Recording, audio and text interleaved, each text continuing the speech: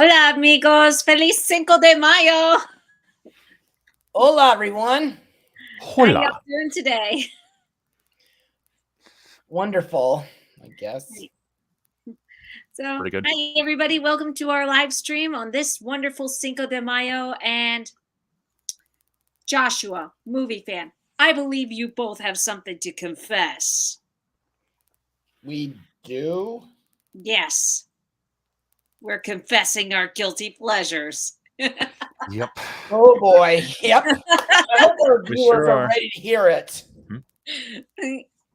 So, yeah, here with me today, Joshua Oro from Mustang Prince. Oral reports, yeah. Oral reports, sorry. And movie fan from the movie universe. And today we're going to talk about our guilty pleasures. And Yep. for this review, or for this live stream, we're going to just basically have fun with it.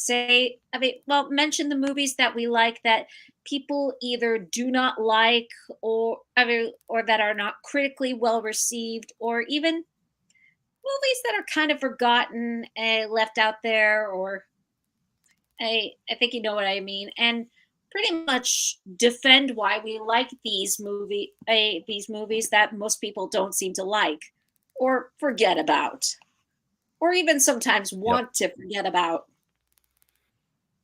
Okay. Right. So That's always a big one. yeah, I think I'll start with one. I confess that I like the Pink Panther with Steve Martin. I like the first one. I'm not a fan of the second one because there's no Kevin Kline in there. And honestly, I think he was the best part of it. Well, actually, I think the entire cast was really good. For what they were given.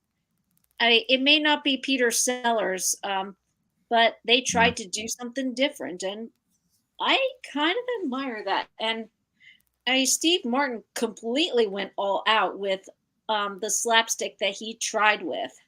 So I personally have to admire that in the Pink Panther. And then also the guy who's with him, the guy, I forget the actor's name, but his character's name is Ponton, and he has to act with a complete straight face. It's like Jean Reno. It's Jean Reno. Jean Reno. I mean, like, give that guy a huge Oscar for not bursting out laughing every single second, because I know that if I was in that movie and shooting along Steve Martin, I would just bust a gut and ruin like maybe 100 takes. Yeah. And this guy just completely keeps it together. Right. And my favorite part of that film, like the other Pink Panther films, would have to be the animated credits sequence. Oh, yeah. That's easily the best part. Yeah. Special props to Bob Kurtz and Eric Goldberg for doing it. Eric Goldberg's my favorite. And for keeping the theme song, of course. Oh, yes. Thanks to Christoph Beck for that one part. Mm-hmm. Yep. So, yeah, I mean, a lot of the times people fault this movie for being for miscasting Clouseau, and I don't know, maybe they have, maybe they haven't. I mean, it's been a long time since I've seen the Peter Sellers version, and okay, maybe Steve Martin's doing a really bad French accent. I don't know, but at least it's better than Clinton Slay. Hey. You know, from the Curse movie. Yeah, I haven't seen that one. Well, that one was a bomb, by the way. And of course, Roberto Benigni. He's no Peter Sellers, but I mean, he was just okay. Gesundheit. Gesundheit. Sorry. But yeah.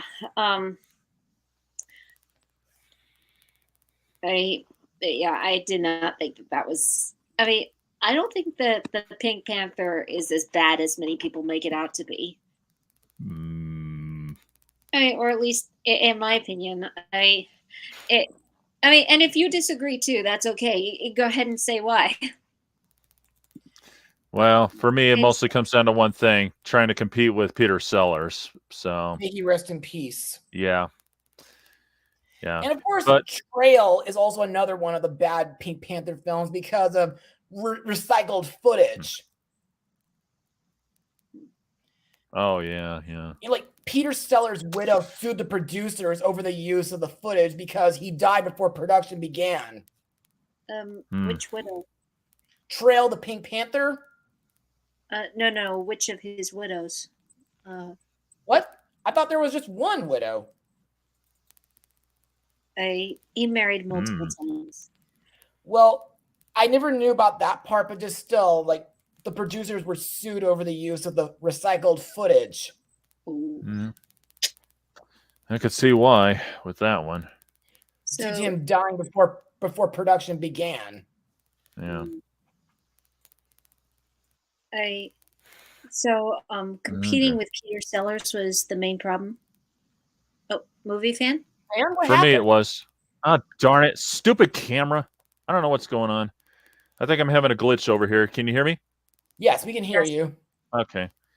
Yeah. Wait a minute. Let me try some there.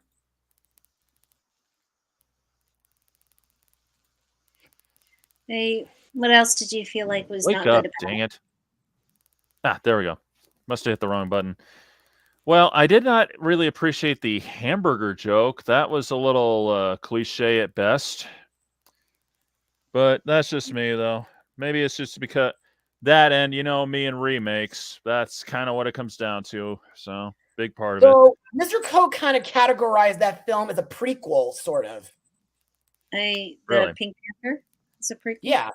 Like Yeah, that's right. How he was signed on to the Pink Panther case and all. That's Interesting. fair.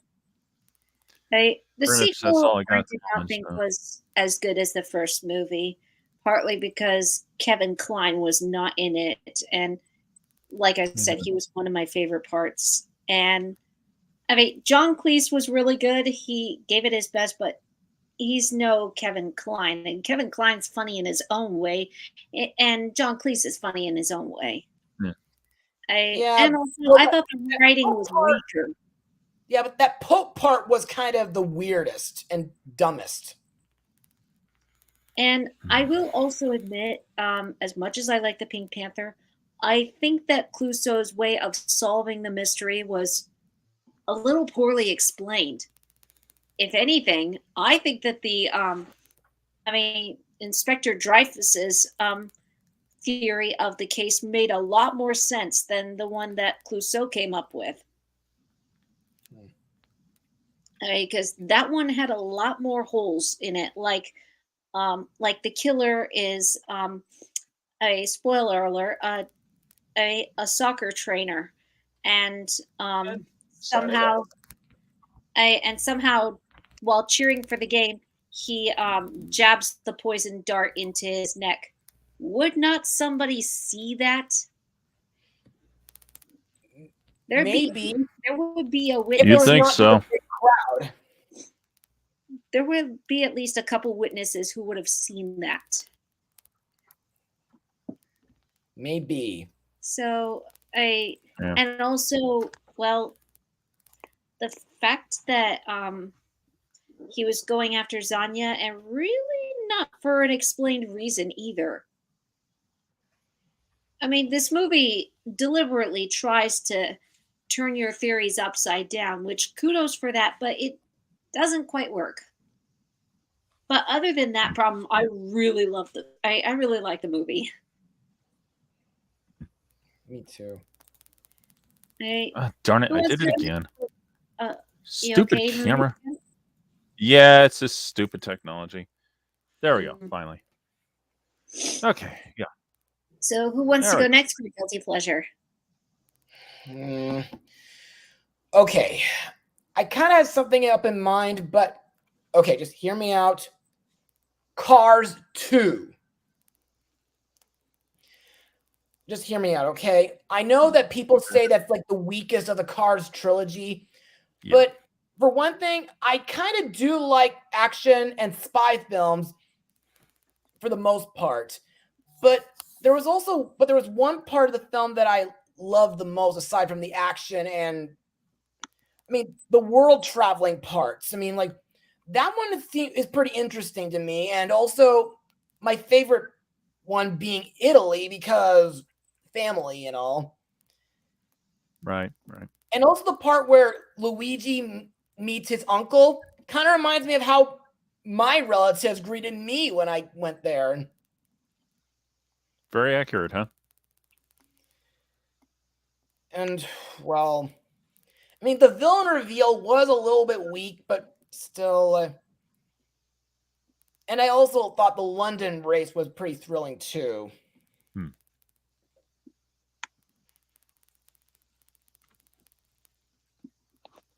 Admittedly, I haven't seen Cars 2. I didn't want to. Though the animation's really, really good. Probably Yeah. better than the first movie is I mean, something yeah, I it's Pixar and all. Yeah. and the thing with Pixar is usually their animation gets better and better as they go. Yeah. Right. So that's something that I applaud them for, and also the voice acting, duh. Yeah. Right. But Definitely. yeah, I whenever I saw all I saw was the teaser trailer, and I'm like, what do cars and spies have to do with each other? What? Yeah, pretty much. But Well, that's just me. well, it could be worse. They could have made it based off of those ridiculous fan theories that they ran us over and absorbed our souls. So that's how they became how they are. At least they didn't do that. Yeah. I think that's too dark for Pixar to go. Too stupid, Right. if you ask me.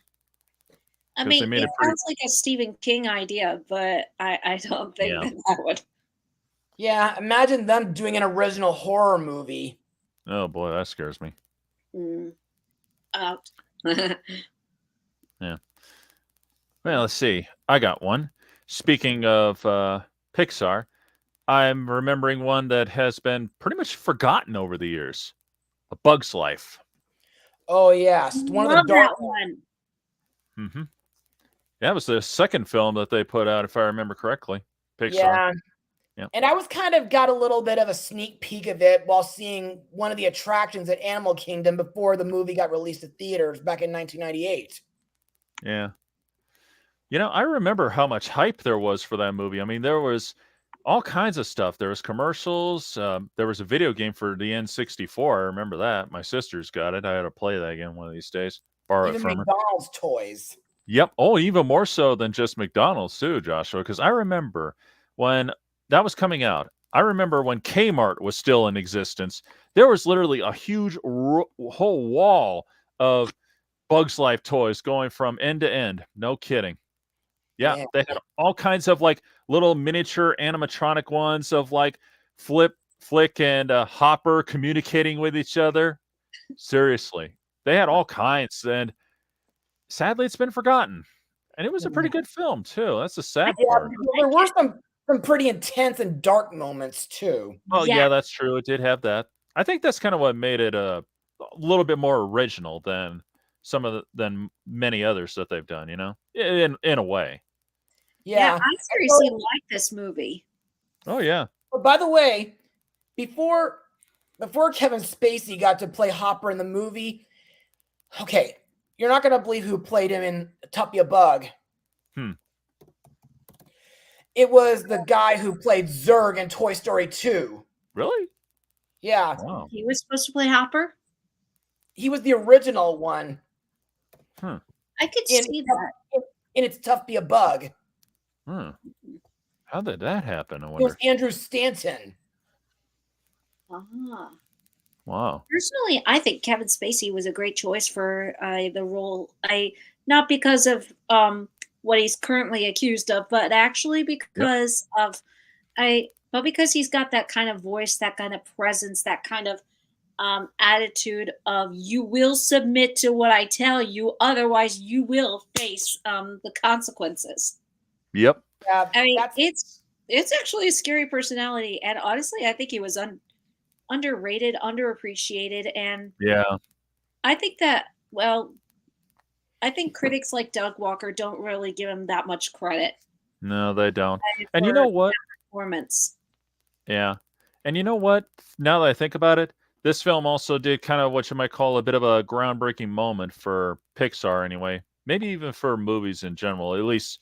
Well, correction, for Pixar movies in general. This was the first one that I can remember because Toy Story didn't do this, where, well, at the end credits, they do bloopers, or I should say, purposely done bloopers, like the scene where, like the scene where all of a sudden you see Woody getting the clicker, for Oh instance. yeah, I And remember that. yeah, and I who live could for forget? that days. And beyond. Yep, that's it. Oh, and one of my personal favorites. What that mad grasshopper acting all scary and oh wait a minute, I'm not feeling it here. Do I got to do something like Oh, you drool mean or something? Thumper? That's it, Yeah. Thumper. Thank you. Yeah, That because he was breaks character and talks. my personal favorite is when I'm trying to remember this this grasshopper's name, Hopper's Molt? brother, Molt. Molt. Yeah. When Molt can't stop laughing every time Oh that yeah. that Hopper Yeah. shakes him and goes, I said, "Do you understand me?" I remember that, yeah. I almost forgot Hopper's little moment with Princess Edda. Are you saying I'm stupid? Yes. Are you saying I'm stupid? Yes. I don't know if that was deliberate or if that just happened, because I'm not sure if they were using motion capture yet or not, but still. Come to think of it, does anybody know if they were at that time or if they were just I don't think they creating like were. I don't know. I'm not. Yeah, we'll have to look that up one of these. I'll have to look that up later because I wonder if they were or if they weren't. That's the question. So, because yeah, It's like Oh, Jonathan and joining us. I mean, speaking of motion capture, there is one of those that's considered a guilty pleasure for me. Hmm. Well, another one being forgotten though. Hmm. One being Polar Express, Oh, that's a oh good one. yeah, and the other Monster House. oh yeah, that's a good one. I haven't seen that one yet. It's But pretty I heard it good. was based Very on a original. novel.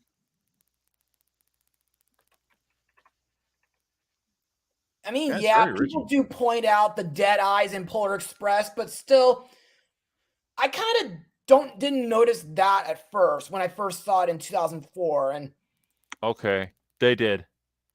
Sorry, I just looked it up. They did. did Oh, Bug's Life. They used motion capture. for They a did? for a CGI Pixar film. They did. Man. Yeah, it says 1998 computer animated motion capture comedy film. Interesting. Just when I thought Wall-E using live action was weird enough. Oh, they Yeah. used live. Yeah, they did for the movies scenes that Wally's watching. Not Oh, just oh, the yeah, movie that's scene, right. but also the president of By and Large was in live action too. Oh yeah, that's right. Yeah, I forgot about him.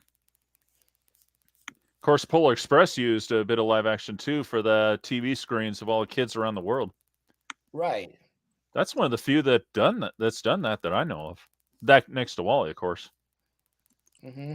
Yeah. Even Happy Feet did live action for the humans when they're alone. Oh yeah, that's right. I forgot about that. But when they're communicating with the penguins, they're Mhm. CGI.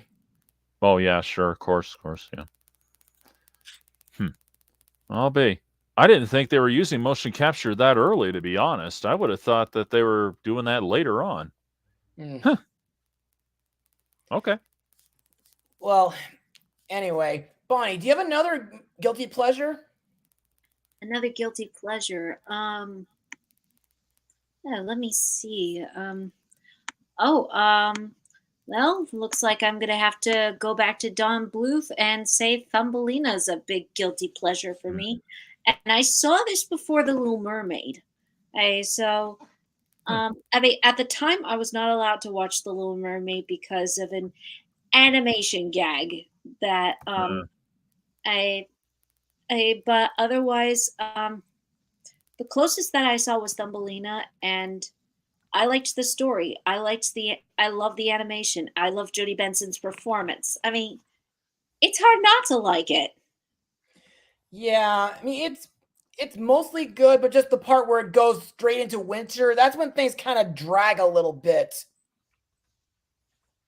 Well, on the one hand, I mean, it was in the book, or it was in the original story that she basically. Oh,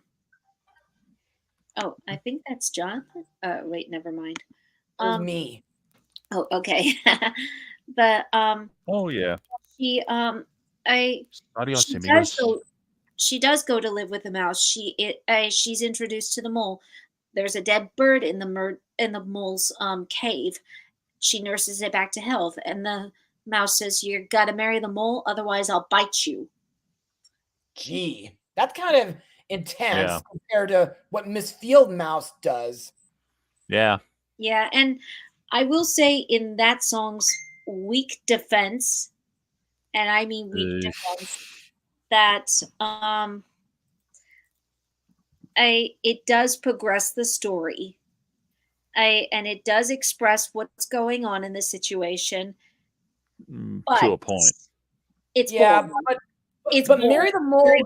But believe it or not, Mary the Mole is a Razzie winner for worst original song. I believe it. Mm. That was a mistake. Okay, so What yeah, happened? I believe that it's a Razzie Award. I mean, and earned it too. Yep. Because I mainly just because of how boring it was, but otherwise, I do not think it's the worst song in the movie. If anything, I think the worst song is still "You're Beautiful, Baby," mainly because who wants a Gilbert Godfrey character to sing?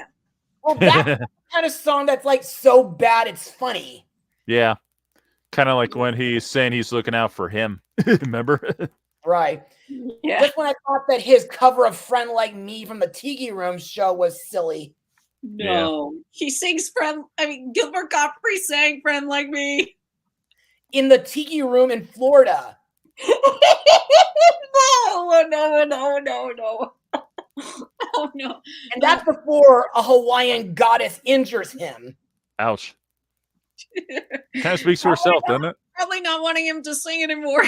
That's what I was thinking. Or like Zazu does warn him that the Tiki gods can hear him. Ooh, ouch. Yes, Zazu was in that show too. Not that he could sing much either. Yeah. Well, still, like, Zazu is more of a better host than Yago was. You could say that again. Yeah, I can believe it. But yeah, what is it called? The only other thing I do not think is good in Thumbelina is, well, to quote the nostalgia chick, get on the bird. Get on the bird. Get on the bird who could fly you away. Yeah, I mean, she should have rode on Giacomo's back when he told her to. Or even long before then. He should have put her on his back way before then. Yeah. The book has an excuse. She doesn't meet the bird until later, until much later, in the mole's cave. But otherwise, in the movie, she meets him before then, befriends him, and yeah, he's got every chance to fly her up a tree. Or even fly her straight to her house. Yep. Yeah. May not be as exciting, but otherwise, I really like this movie, even at age 28. So I don't think I'll admit, Let Me Be Your Wings is a pretty cool song. Yeah, though the only flaw with that song is it literally happens about 5 minutes after the main characters meet each other for the first time. Yeah. Not much different from, well, how Sleeping Beauty and Prince Philip meet, where they just meet and fall in love. Well, yeah, but that song started out more like a dreaming song than a romance song. Yeah, it just kind of turned into one, in a way. Yeah. But yes, now I remember what I was going to say. Do you know what the funny thing regarding Cornelius' voice actor, Gary Imhoff? He's like another Spider-Man actor that Jodie Benson got to voice act with. Really? Wow. Yeah. Christopher Daniel Barnes, who played Eric, was Peter Parker in the 90s animated series, while Gary Imhoff, believe it or not, is Harry Osborn. Wow. Yeah, it's like 2 Spider-Man actors she got to voice act with. 2 Spider-Man awesome. voice actors and Batman in Toy Story 3.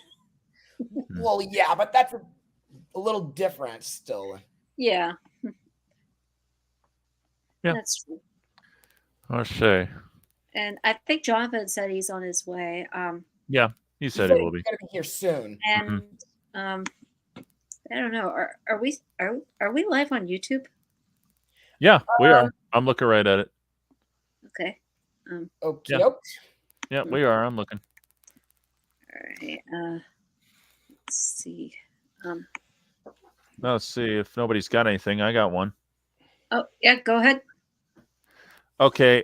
I know that there's a lot of fans out there who would give me a lot of flack for this, but Teenage Mutant Ninja Turtles 3, I've always been a sucker for that one, even though it is the weakest one. That one yet. Well, it is the weakest one, as you would put it, Joshua. It really is, because one, the Shredder's not in it. That's always a problem. Jonathan. Hey, everyone. Hey, Jonathan. How's everything going? Doing good. Great. Oh, I'm doing fine. Awesome. Okay, so movie fan, you said that your guilty pleasure is Teenage Mutant Ninja Turtles 3. Yeah, believe it or not. And believe it or not, I actually have a pretty interesting explanation for this. I'll make a full video on it. Well, correction, I did. I'll just air it one of these days, but a little prelude. One of the reasons why is because, believe it or not, I never saw the first 2 until like 2003, I think. That's ironic. Yeah. And it's not the way that you might think, because the problem is, for some unknown reason, they never showed movies 1 and 2 back in the 90s on television, at least not in my area. I don't know why. All they kept showing was movie 3, movie 3, movie 3. And it was like, okay, why are we avoiding this? So, and I could have bought the tapes, but I wasn't willing to commit myself to the idea, because anybody who grew up back in the 80s and 90s, or in my case the 90s, you waited for the movie to come out on either in theaters or on television. And if you liked it, you either recorded it or went and got the tape. And, if you didn't like it, you just either change the channel, or you just, watch and go, I don't know if it's a keeper, and just don't bother. And so, and because I was pretty young at the time, I didn't see the first 2 movies, mostly because my mom was against the Turtles. She saw the 1987 version, and she came to the conclusion that they were hurting people when they were actually robots. You have to be familiar with the original series. It was an old cop-out.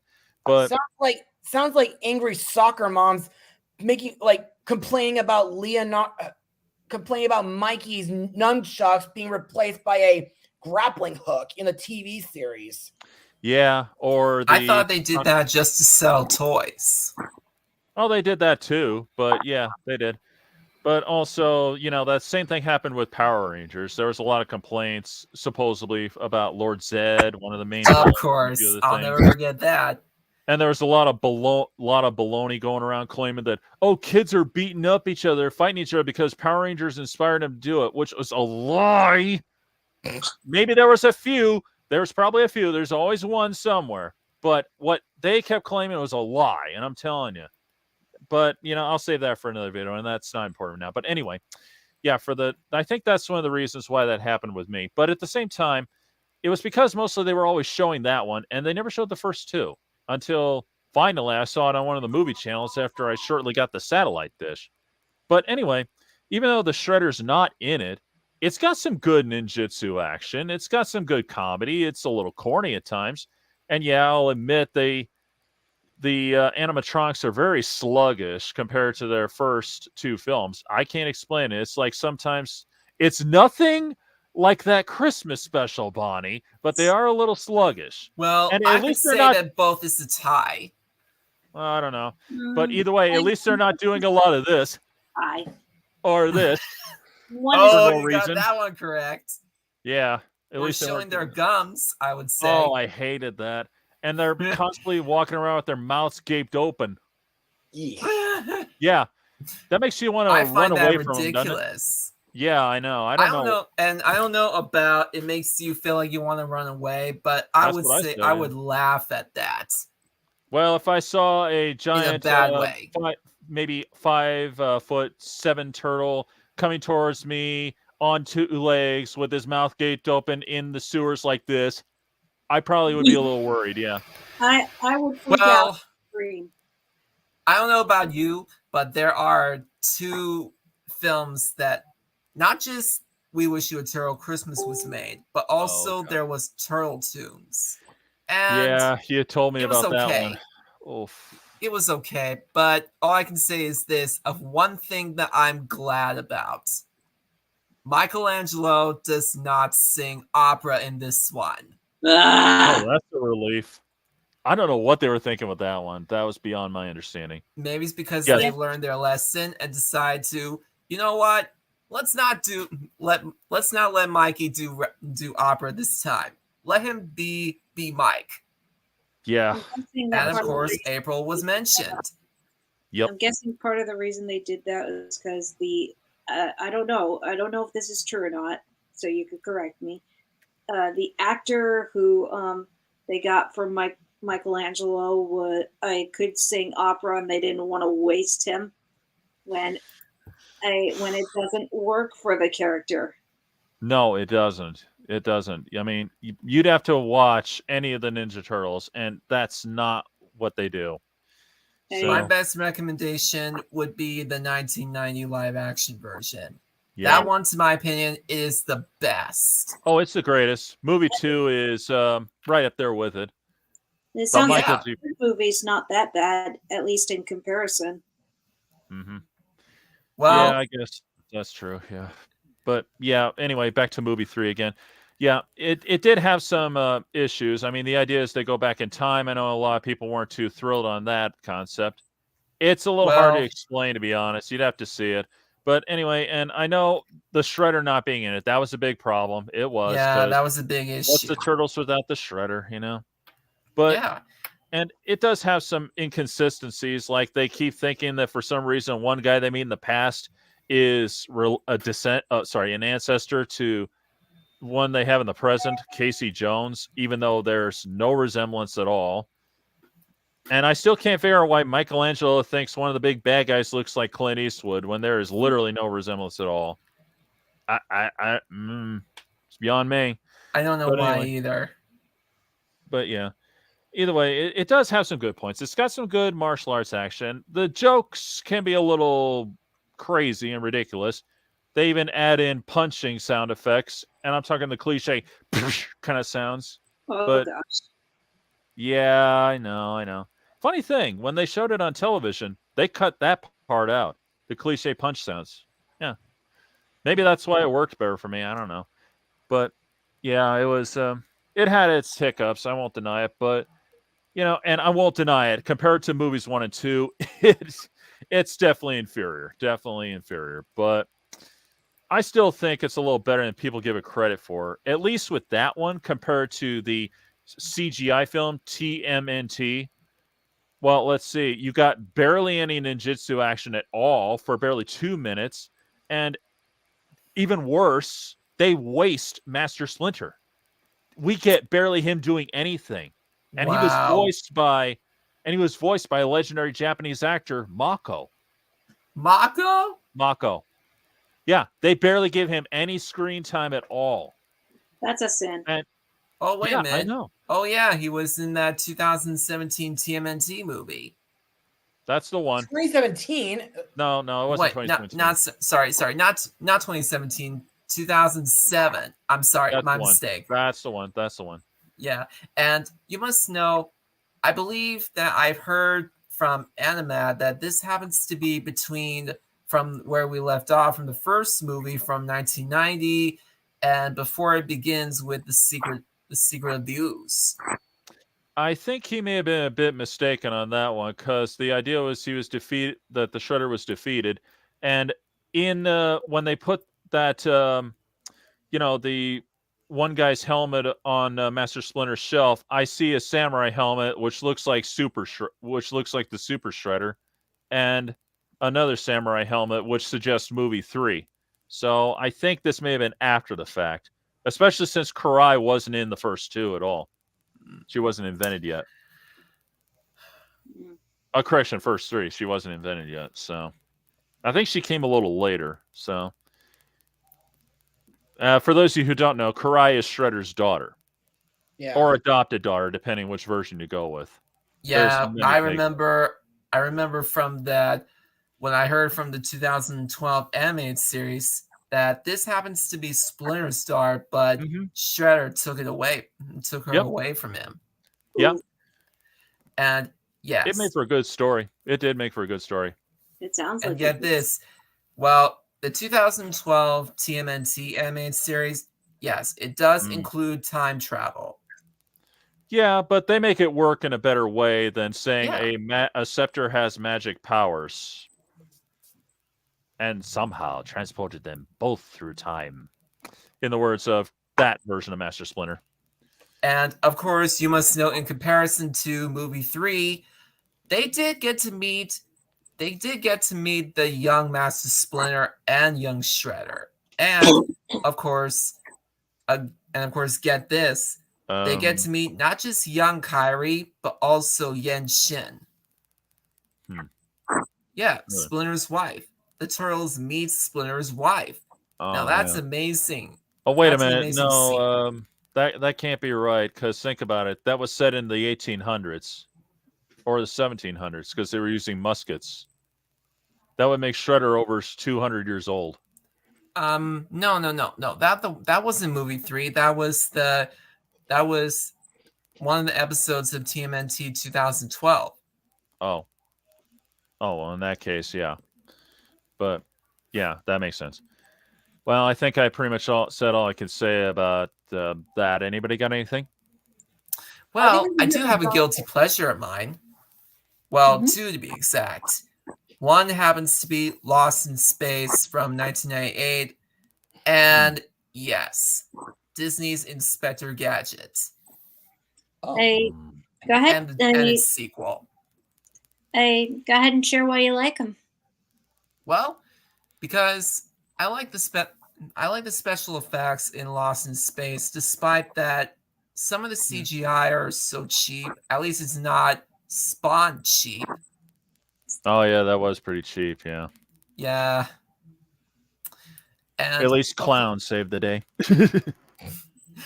And he was of course, funny. Well, it is one of those movies that introduces me to the TV show and to a TV show that the movie is based on. And of course, we got Dick Tufeld from the original series to reprise the role of Robot. Oh yeah, that's right, he did. Yeah, he did. Yeah. And as for Inspector Gadget, we get an origin story of how Inspector Gadget became the way he is. And yeah, that's true. The only con or nitpick I would say that I don't like from the film is Rupert Everett as Dr. Claw, or in this case, just Claw. Yeah. Just Claw. Well, I think I got a few things to say. Oh, I'm sorry. Go ahead. Well, truth be told, yeah, I forgot about Lost in Space. I remember back when I was a kid, I watched it a lot too, the movie. And at that time, I never even heard of the series because, they never showed the original Irwin Allen series on television, and that's the truth. And, I had to get MeTV in order to catch it. And you look at that compared to the movie itself, you could see some pretty major differences because it was made back in, I think, the 60s, was it, if I remember correctly? I think so. Yeah. So when they're traveling through space, a lot of the alien monsters are pretty corny looking and all that. And I know everybody, especially Watch Mojo, loves to keep acknowledging that Dr. Smith in that one looks like a child molester. And they keep letting him hang around Will Robinson. He looks like a pedophile. And they keep going and I'm saying, what is it about him that makes you guys say that? Seriously. Hey, Benjamin. Oh, he's here? Oh, Hey, Oh, Benjamin awesome. Fenty. I don't. Oh, I see. Now I understand. Hey, hey, Switch it to comments, then you'll see it. oh, Yeah. excuse I do. me. Oh, you did. Okay. right. So we're talking about for those of you who have just joined us, we were just talking about guilty pleasures. And if you've got a guilty pleasure you'd like to name in the comments, go ahead and mention it. Or if you've got comments about our guilty pleasures, go for it too.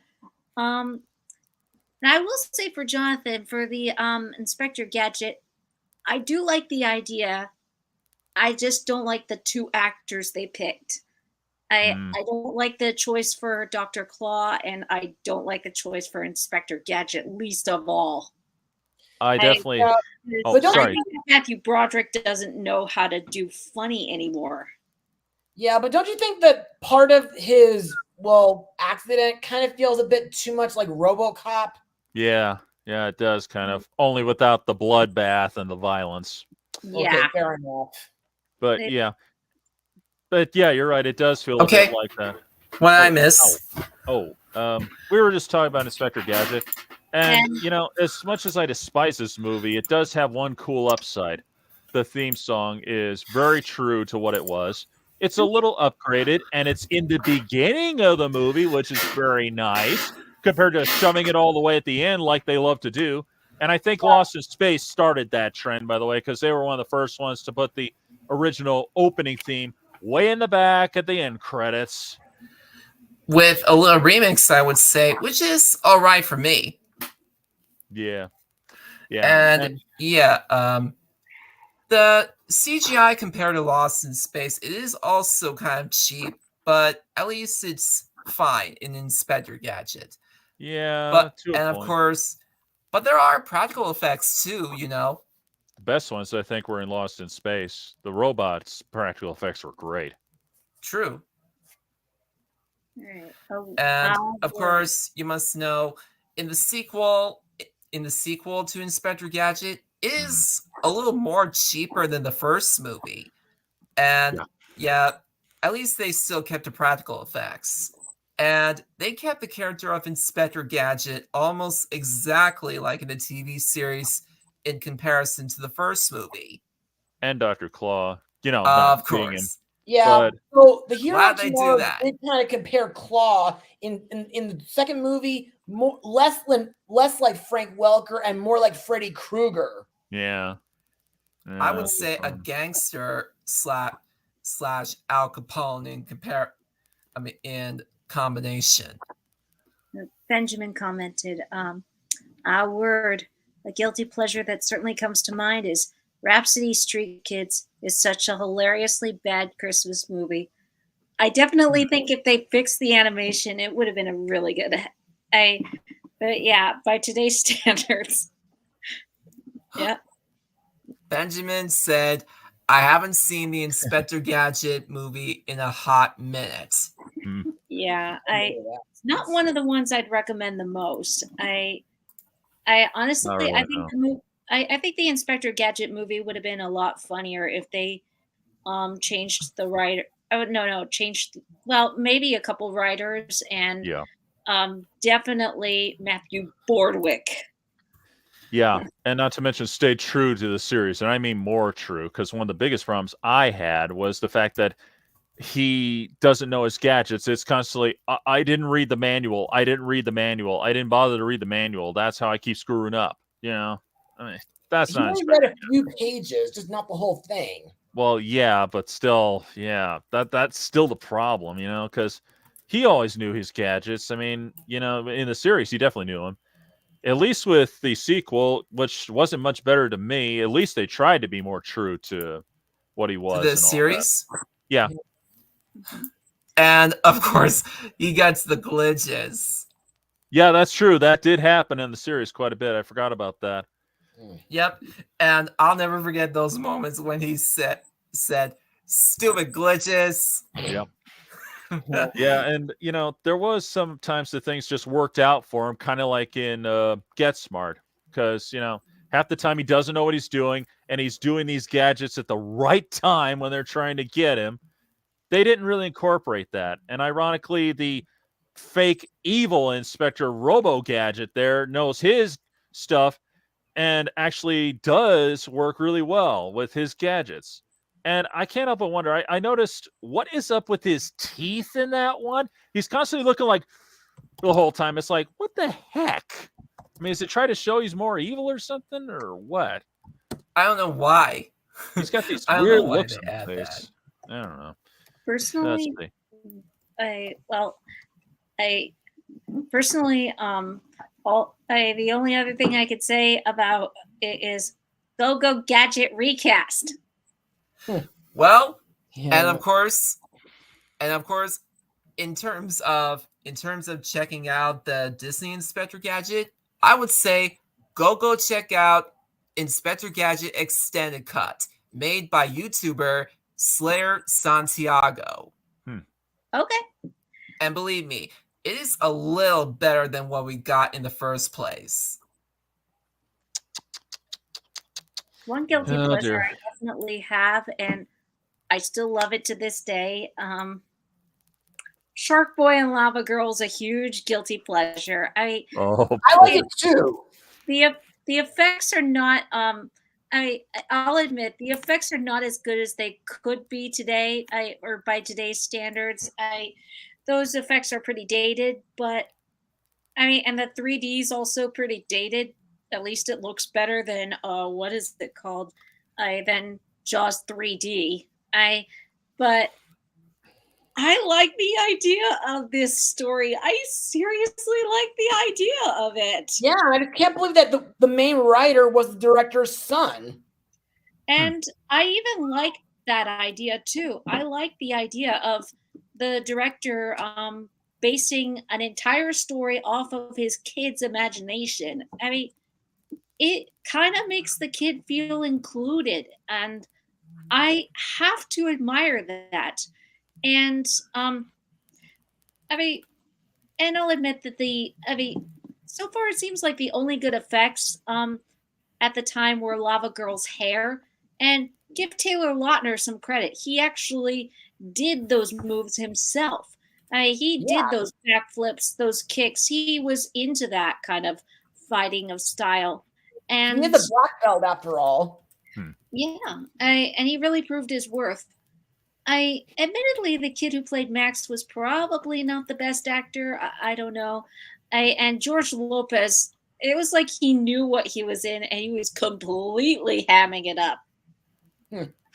And he does that. But I love this movie. I love the plot. I love the idea of it. There's one question I got to ask. Did they really make use of the 3D? Because that was part of the hype right there. They did. I watched this movie in 3D. It was the first 3D movie I ever watched. And they really threw the 3D in your face. I mean, Oh, it doesn't good. work now without the glasses, but Well, no. it It just did looks in the kind of theater. stupid, let's say. Yeah. Yeah. even But- though Roger Ebert did give it a low score for those effects and for the constant throwing the 3D in your face. That's a requirement. Well, I've- it was I've still seen a during lot the of 3D time where movies that 3D do was that. mediocre or too loud. Gee. And this was admittedly a movie where the 3D was kind of loud and not as good as something like How to Train Your Dragon. But yeah, I can't help it. I mean, this is probably the version of it. Well, the version of the Never-Ending Story that I grew up with that I liked First, second, or third? first. I need to check out these films. Where You a should. where a kid enters his imagination. I believe from years ago, I used to watch the second film. I think that was the second film that I used to watch once. Okay. Hmm. The second Joshua, one. you got was anything? okay. Though, I could also. I'm sorry. go ahead. What was someone talking to me? Yeah, I was just Well- asking if you got anything, Joshua. Okay, I kind of do. And it's something kind of recent, though. Oh, Okay, Strange World. I haven't I seen it can't yet. get into that. I don't know why. I mean, don't get me wrong. I mean, like, despite Ethan's relationship kind of making me feel a little bit uncomfortable, I mean, the movie, believe it or not, is not just based off a Jules Verne story. It's more like based off old 1920s magazines. Wow. Okay. And it was kind of nice that Jake Gyllenhaal and Dennis Quaid got to act together again after almost 2 decades. That's quite a run. I mean, they got to collaborate, act together in Roland Emmerich's Day After Tomorrow. That was a good film. Yeah, the ending was a bit, well, how should I put it? A little bit of inspirational for what we should be doing. Anyway, like, But not much good, huh? well, just not what I could think of back at the time when I first watched it. Benjamin says that Strange World was pretty good. And yay, I also love Shark Boy and Lava Girl too. Well then, I I just wonder if we are going to get a proper sequel. to Yeah, but still, another thing that I liked about Strange World was Splat. I need to check it out. That film, Strange World. I haven't seen that one yet, so I have no comments. But it did look like a new and original idea that Disney would do. Yeah, I mean, and Disney has not done, well, too many animated sci-fi films. Yeah, That's true. and Disney could really do more. I mean, the one previously one that they did was Treasure Planet before then. And Or Yeah. or Wreck-It Ralph. that's a good one. Or, That is or a does guilty Wreck-It pleasure Ralph for me have because sci-fi? it did not get a good rating. Yeah, it's such a shame that it didn't do well in the box office. It Yeah. really is, because it looks promising. The characters look pretty cool, and well, it's a unique idea on the story of the Treasure Planet. So, like, why didn't this get higher rating? I mean, Well, a sci-fi adaptation of Treasure Island seems like a good idea, especially on a piece of paper. Well, I might have the explanation for that. At that time, when I first saw the trailers coming out, I was thinking, because of the idea of it being upgraded to visiting planets and aliens and all that, I thought that may have been a bit overkill back then. But then I finally saw it on, I think it was Cartoon Network they played, or maybe it was the Disney Channel. I'm not sure which. But then I saw it, and then I saw it was great. So I'm guessing maybe because of what I thought back then, I guess I might not have been the only one, but I'm sure that's not the whole story there. So I got to get a longer cord for this thing. But anyway, yeah, that's one possibility. But was there anything Maybe. else coming out at the time too that was superseded it that anybody knows of? Um, 2004. Superseded. What does that mean? Four. For lack of a better way to put it, overshadowed it. Well, there was one other film that was released the exact same year as Strange World, which was also underappreciated. Lightyear. Oh yeah, I did hear a lot about I that. kept hearing about it, and I've heard I've seen clips of it, and it seems it looks good. I need to check it out though. Sounds I Yeah. haven't seen it, It so was kind of described as a live-action movie set in the Toy Story universe, while Star Command series and its pilot movie was like an animated TV series that was based off Lightyear. Okay, Still and think of course, if they got Tim Allen, wait, what? I still think They got that Tim Allen. probably. I think it would have been better if they got Tim Allen. The Oh, so they didn't? Lightyear They didn't movie cast was him. Chris Evans, who's good, but he's no Tim. Allen. aha. Let me guess. He's just being Captain America in a form of Buzz Lightyear, right? I don't know. I haven't seen it, but I think that I think it was a mistake to not get Tim Allen. I need I- to check this out uh, though. Benjamin. Lightyear was very good. I'll have to Oh, check it out. I think I admittedly. found the answer. Oh, what is it? So, Yeah, I think I got it. Well, I just looked up the air date for Treasure Planet. It was in 2002, and I see what was Ah. coming out at the same time. We had at that year we had Star Wars: Attack of the Clones, Star Trek Nemesis, Reign of Fire, and Spider-Man. There's your Of explanation. course. Those, I mean, And- Spider-Man and Star Wars are going to overshadow anything. and we And- also had Lilo and Stitch during that year too. That's right. And of course, That's the right. Powerpuff Girls movie, which And happens of to course- be. And of course, Miyazaki's Spirited Away. Oh, Oh, yes. you got that one here. That's a huge winner. Yep. Oh yeah. That's why it got overshadowed, because so many great ones came out that year. Man, Maybe not the And same that's time, even- but you know. But that's then even again, there was before also Peter one Pan other had that movie- same fate. And also, there was one other film that was got more viewers during that same month that Treasure Planet came out.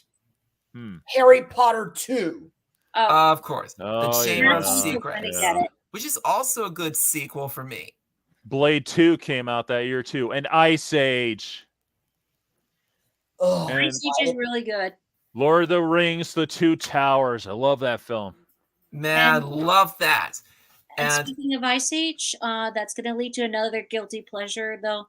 I don't know. Does this really count as a guilty pleasure? Hmm. Ice Age 3. me I too. think that's a good one. It is well, a pretty I mean, popular one. what's the best so- character?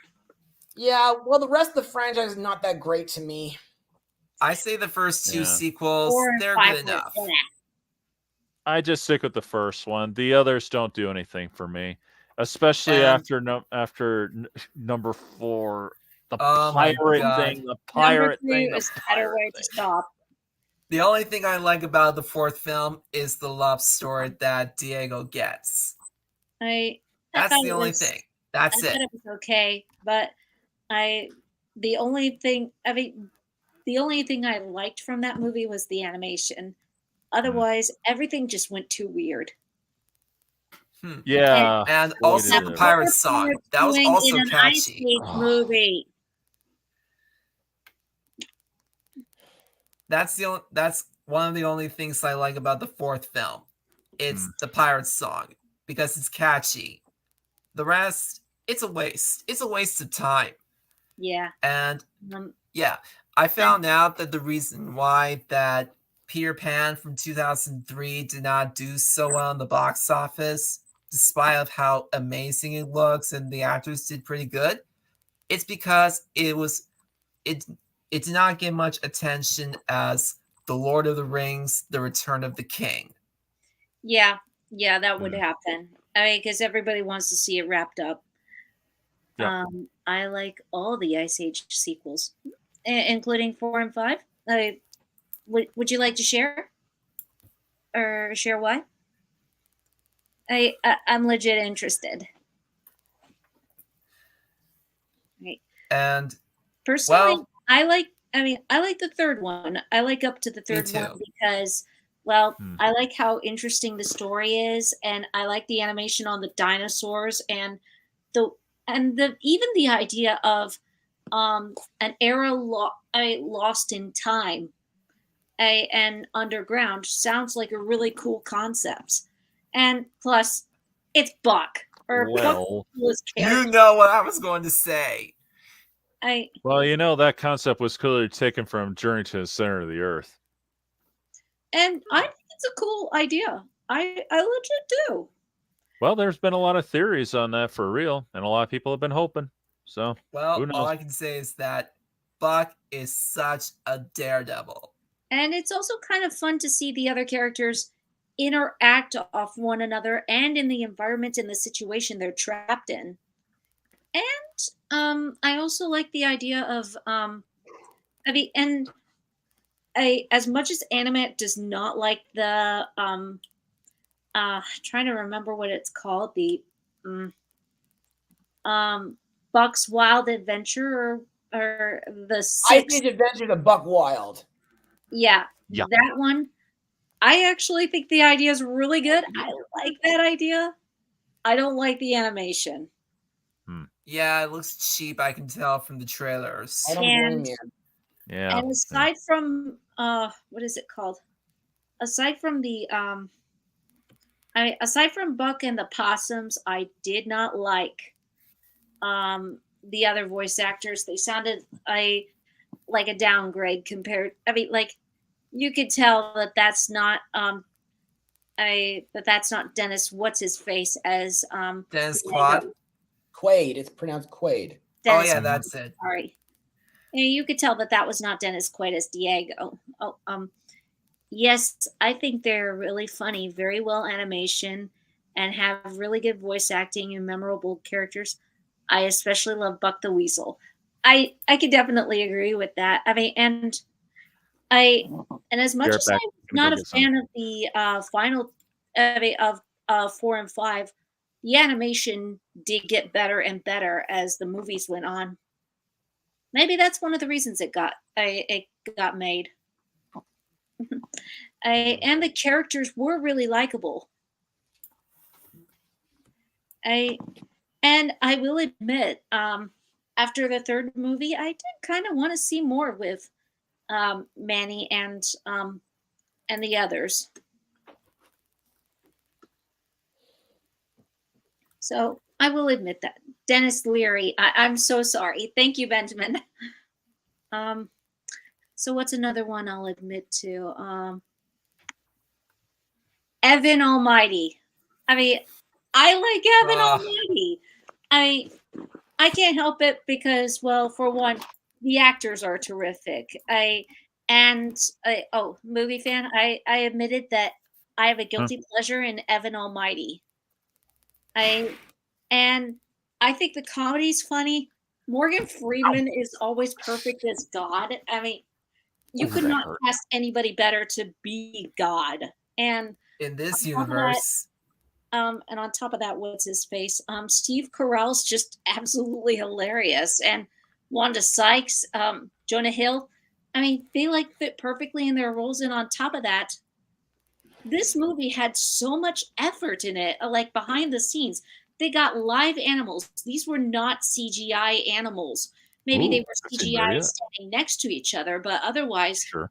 they So, brought in in. other words, you're saying that Evan Almighty blows the 2014 Noah film out of the water? Oh, big time. No, not blows it out of the water, sinks it. Because the 2014 Noah, in my opinion, just sinks down for so many reasons. For one, this movie had a lot of live animals. Like there were no CGI lions. They brought in real lions and fed real lions also. They even trained squirrels. They trained elephants. They were really high-fiving an elephant in one of those scenes. Like that was not CGI. That was real. And they even had bears on that set. That's pretty And cool. they had to feed them. So yeah, there was and that moment where were birds on Steve Carell, that was a real scene. Those were real birds that they trained to be placed on top of him. So, That sure beats them getting lazy about it like they are now. so I have to admire the effort in that. And on top of that, the makeup that goes onto Steve Carell, that's no picnic. Gluing the beard all over Ew. him and the wig. I mean, that was not CGI either. They had to glue white hair onto his face and then put a wig on him, and then they had to recreate the ark as well. They had calls from a Bible theme park asking, "Can we take your ark?" But as soon as That's right. I saw it, remember that. but as soon as they saw it, they were like, "Never mind, it's too big." And they made it to fit exactly like how the Bible described it. So, just for all the efforts, I can't help but like this movie. And on top of that, the comedy. And you got to admire Morgan Freeman's complete Sorry. and perfect acting, bless you. Thanks.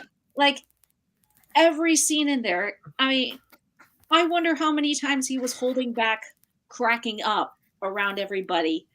And he just carries through in one of the most dignified performances I've ever seen him in. Well, I I need to think it's a good rewatch movie. Evan Almighty, but all I can say is that it's no Bruce Almighty. Yeah, it's not Bruce Almighty, but I At and I least, don't know how I feel about it as a follow-up to Bruce Almighty, but I think on its own terms it works. and well, at least it's not worse than other two films that does not have Jim Carrey in it, which is Uh-oh. Dumb and Dumberer and that other film that must never, ever, ever be named. Oh no. Oh dear, which one? Oh. Oh, I think I know. Oh. make it But- two: The Cat in the Hat and Son of the Mask.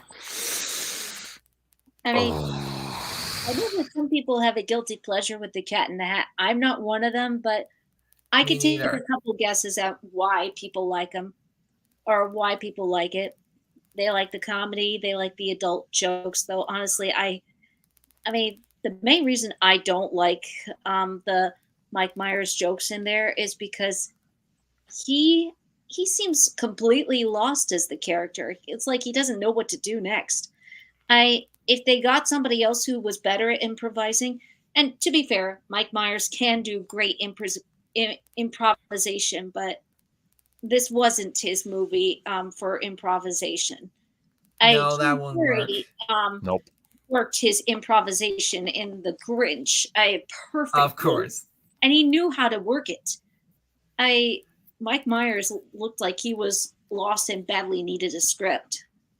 And Yep. on top of that, All I that can- costume, he really looked like he was having trouble with it. Maybe that's something else that people find funny are the costumes and the effects and how very obviously poorly done they are. I mean, some Perhaps. people categorize it as a so bad it's good film, which I can kind of see, but I still Well, don't think it's good.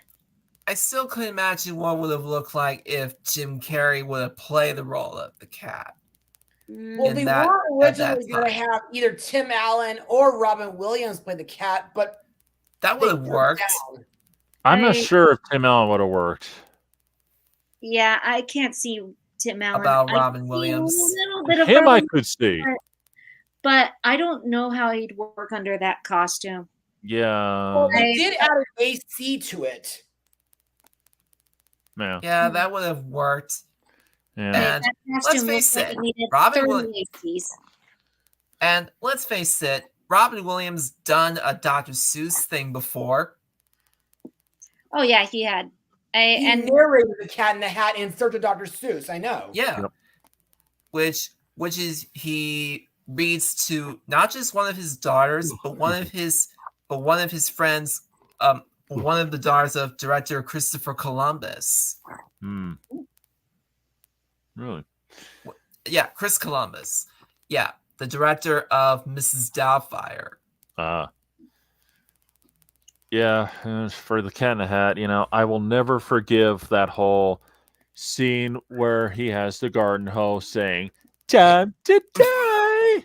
Let's not, Suggesting he was going to hit that poor little dog with that garden hoe. let's I not know bring this up everybody ever knows- again. I know everybody loves to bring up the dirty hoe line, and I get I'm it, sorry, but baby, I love you. but the yeah, fact, he was going to lick the thing too. That was really the fact weird. that he was going to kill that dog, Yeah, that's that's worth 30 cents. God, Yeah. I hate that. yeah, it was horrible. Um, I mean, nothing happens, but that's skip beside that the point. and- I would skip And that and stick Another to the live problem action that I Grinch. kind of a little bit have with the Cat in the Hat is they keep calling the box a crate. Oh you know, right? yeah, It was always called a box in the book. A box crate tomato, I guess. Well, maybe so, but they needed to make it exactly like in the book. But at the same time, if they did, that'd be a short movie, and they weren't sure. I mean, they clearly were not sure how to make it a longer movie. Well, Yeah. I prefer watching the animated version of it that was made back in the 70s yep. Which with also Chuck Jones was involved. which also was not faithful to the original book. Not completely, no. Well, And- they but did. They it did was good. But Dr. Seuss did have a hand in making that too, so Also, that's yeah. forgivable. Fair point.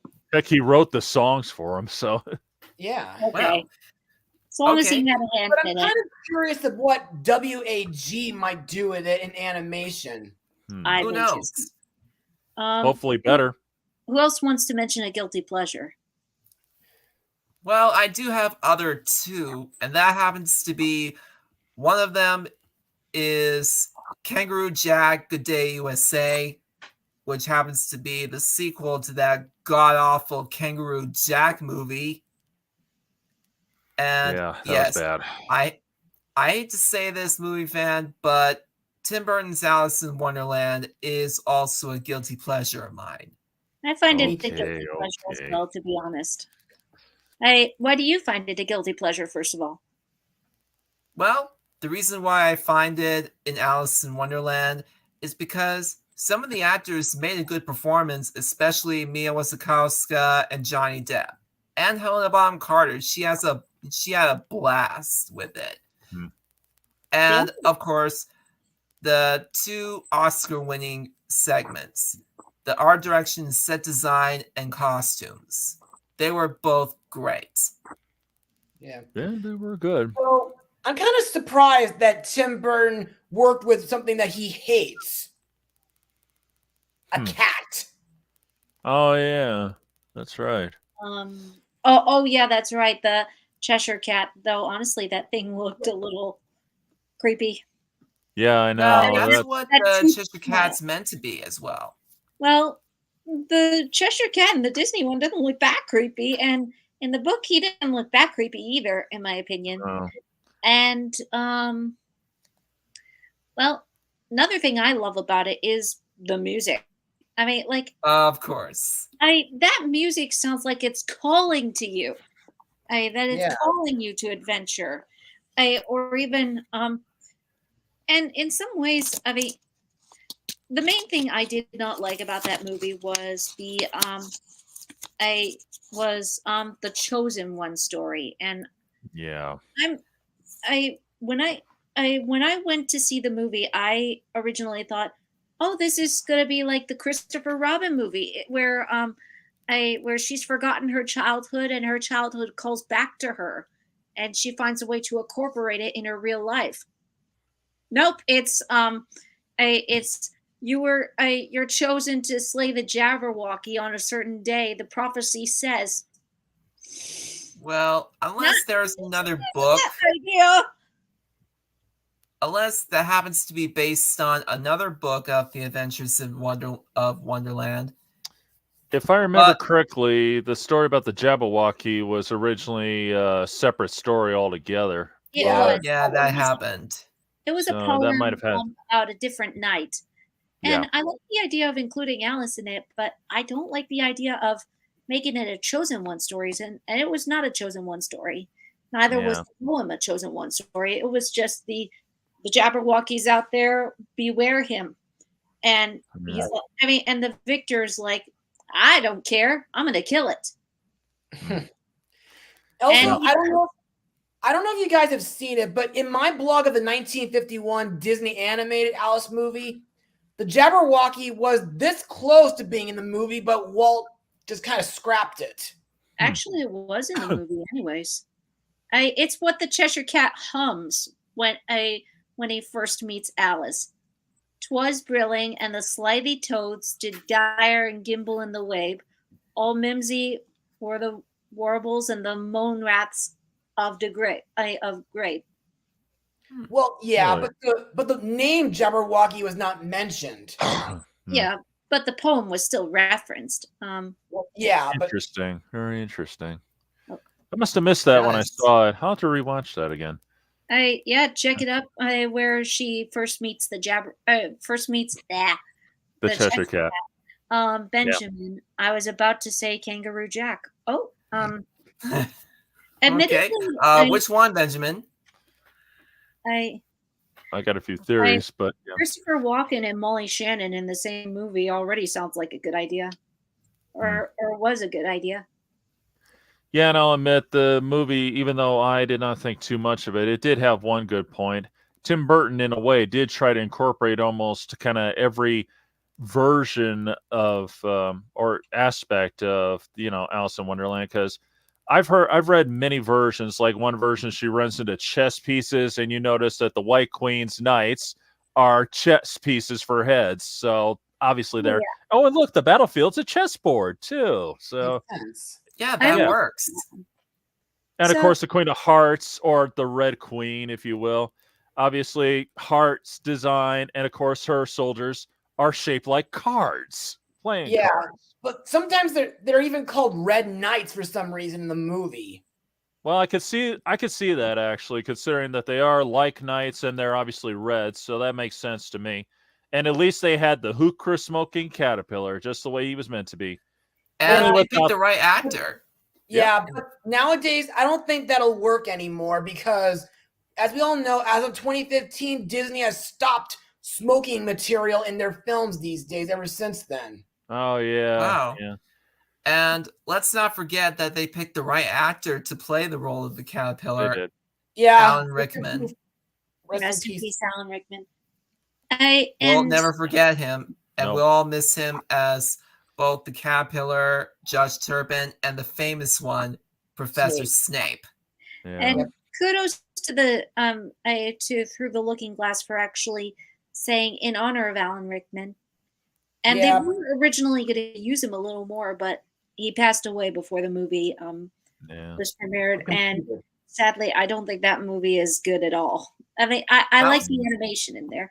Oh, Whoa. he replied, Well, so I for gotta King- say that's kind of happened the same thing when what happened when Alice in Wonderland was Michael Gox's last and final performance after, which is before he passed away in 2011. Mm. Benjamin replied about Kangaroo Jack. The first one, I think, was a funny comedy with really good acting and very good cinematography. I wanted to visit Australia because of this movie. Kudos to the movie for Okay. that. And I will admit, from at least one of the reviews I've seen, the acting did look really good. And I give it credit when it has Molly Shannon and Christopher Walken in the same movie. I can't go wrong with that part. Yeah.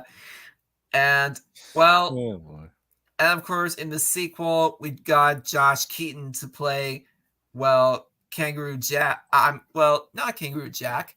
Well, Charlie Carbone, and the actor who was Jar Jar Binks as Louis Booker. Oh, Oh boy. That brings to mind two movies that I would call a guilty pleasure. Mhm. Well, one I'm sure you've never heard of, but I'll save that one for a little bit later, because you'd have to hear this story to believe it. But anyway, the first one would have to be Star Wars Episode 1. I know it's probably the most hated of them all yeah. because I would of, not say most hated. well, okay, most At least by weakest. today's standards, because that goes to Last Jedi now, apparently. Yeah, good point. But anyway, No, I think it's not that bad. Guilty Because pleasure. there are a lot of good Okay, things go ahead. about it. Yeah, and by the way, I got to see that film 3 times in theaters. One Wow. time being in 3D. Whoa. Ahmed Best. And well, yeah, there are good things about episode 1, mostly because of the pod racing scene and, of course, Darth Maul. yeah, he And was the great. He's music kind of by an John enigma. Williams.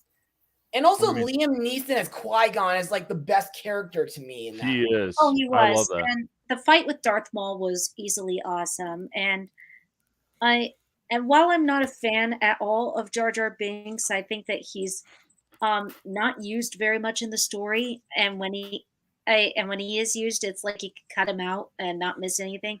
I will say, Ahmed Best really gave it his all and is a really good performer, a very talented man. So Yeah. anybody hating on Jar Jar, okay, I get hating the character. Don't hate the man. The man is awesome. Yeah. And And of course, well, you must know that for actor Ray Park, who was Darth Maul at that time, he also did the stunt work for the Headless Horseman in Tim Burton's Sleepy Hollow, which also came the same year, 1999, which is Really? both. Yeah, he did 2 films, wow, Sleepy Hollow and The Phantom Menace. he And always does later- well when he's not talking. I don't know what it is. He really shows And his later, skills. I'm sorry, go ahead.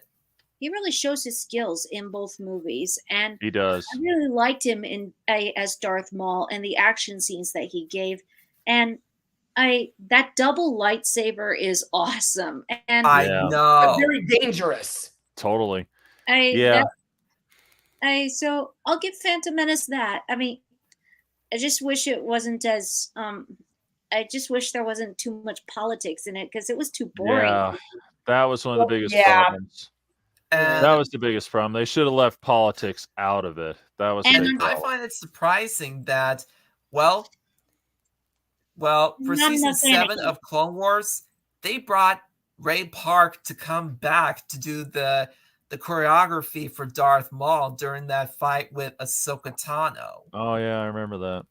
Yeah, I'll never forget the behind the scenes. I was surprised that they brought Ray Park to come back to do Darth Maul one more time Yeah. after Solo: A Star Wars Story. But despite the hiccups that the movie had, it did have one other aspect which I thought was pretty cool. The droids versus the Gungans. That was a pretty cool scene right there for what little we got of it. The only real hiccup I kind of have is how they kind of shoehorn C-3PO in there without making it work. I mean, in this case, he's just there for a second, just not put together all the way. I get it. C-3PO, R2-D2, but it's like, okay. I thought they kind of developed him well. Yeah, I wish don't they know. could have done a little better for Yeah. for how mostly of how R2-D2 and 3PO met, but I'll give credit. They did Yeah. the puppetry of C-3PO very well. They did. And the last time Yoda is a puppet. So Until they changed it to CGI because of the lack of facial expression from the last film. yeah. And That I'll give credit. and here's something I shout during the entire prequels up to Revenge of the Sith. Revenge of the Sith. How does nobody figure it out that that Palpatine is the bad guy, that he's the Sith Lord? They're looking for the Sith Lord the entire time, and Palpatine's dropping obvious hint after obvious hints that he is the Sith Lord. That's the other thing. My guess is probably because that he's pulling the strings on not just the Separatists and everyone, but also the Jedi. So that way no one will know at first. Yeah, and also he does a good job of covering his tracks sometimes. Yeah, that's a key thing, I think. But not entirely. I mean, he keeps dropping a lot of major hints that he's up to something, and even it pretty much shows his colors on how on how he's leaning towards the dark side. Yeah, movie 1 maybe not so much. Movie 2, on the other hand, since he had the clone troopers made without everyone's knowledge, that should have been a kind of a clue that something was up. Yeah. I mean, because who has an army built behind the entire government's back, but only for one purpose, So, Benjamin, Star Wars has always had politics in it, though. The original was about a group of rebels taking down an empire. Okay. But I would call it more of a revolution. The politics was kind of secondary and made a little more interesting, whereas in the first movie, I had no idea what they were talking about, and I don't know. I guess when I watched it as a kid, I didn't really care what was going on. All I wanted to see was the Jedi. The Jedi go to work, and the Jedi take down whatever whatever uprising, evil uprising was coming up, or whatever it was called. Yeah. So the politics in there were not quite made clear on what was going on, at least from my perspective. Maybe there's somebody who could maybe either of you guys can explain it better, but yeah, it just Yeah. wasn't clear to me what was going on in there. And Yeah. for as much as I don't like Phantom Menace, I will admit to the good parts in there as well. And Same thing I would say. I'm sorry. And sorry to every Star Wars fan, but I really do like Last Jedi. I don't think it's their worst. Because I like the actors. I like the I like the actors, and I like the stories. I like the idea. I like Rey's training, even though she does it herself. And I also like Luke Skywalker's inner turmoil, and even Kylo Ren's inner turmoil. I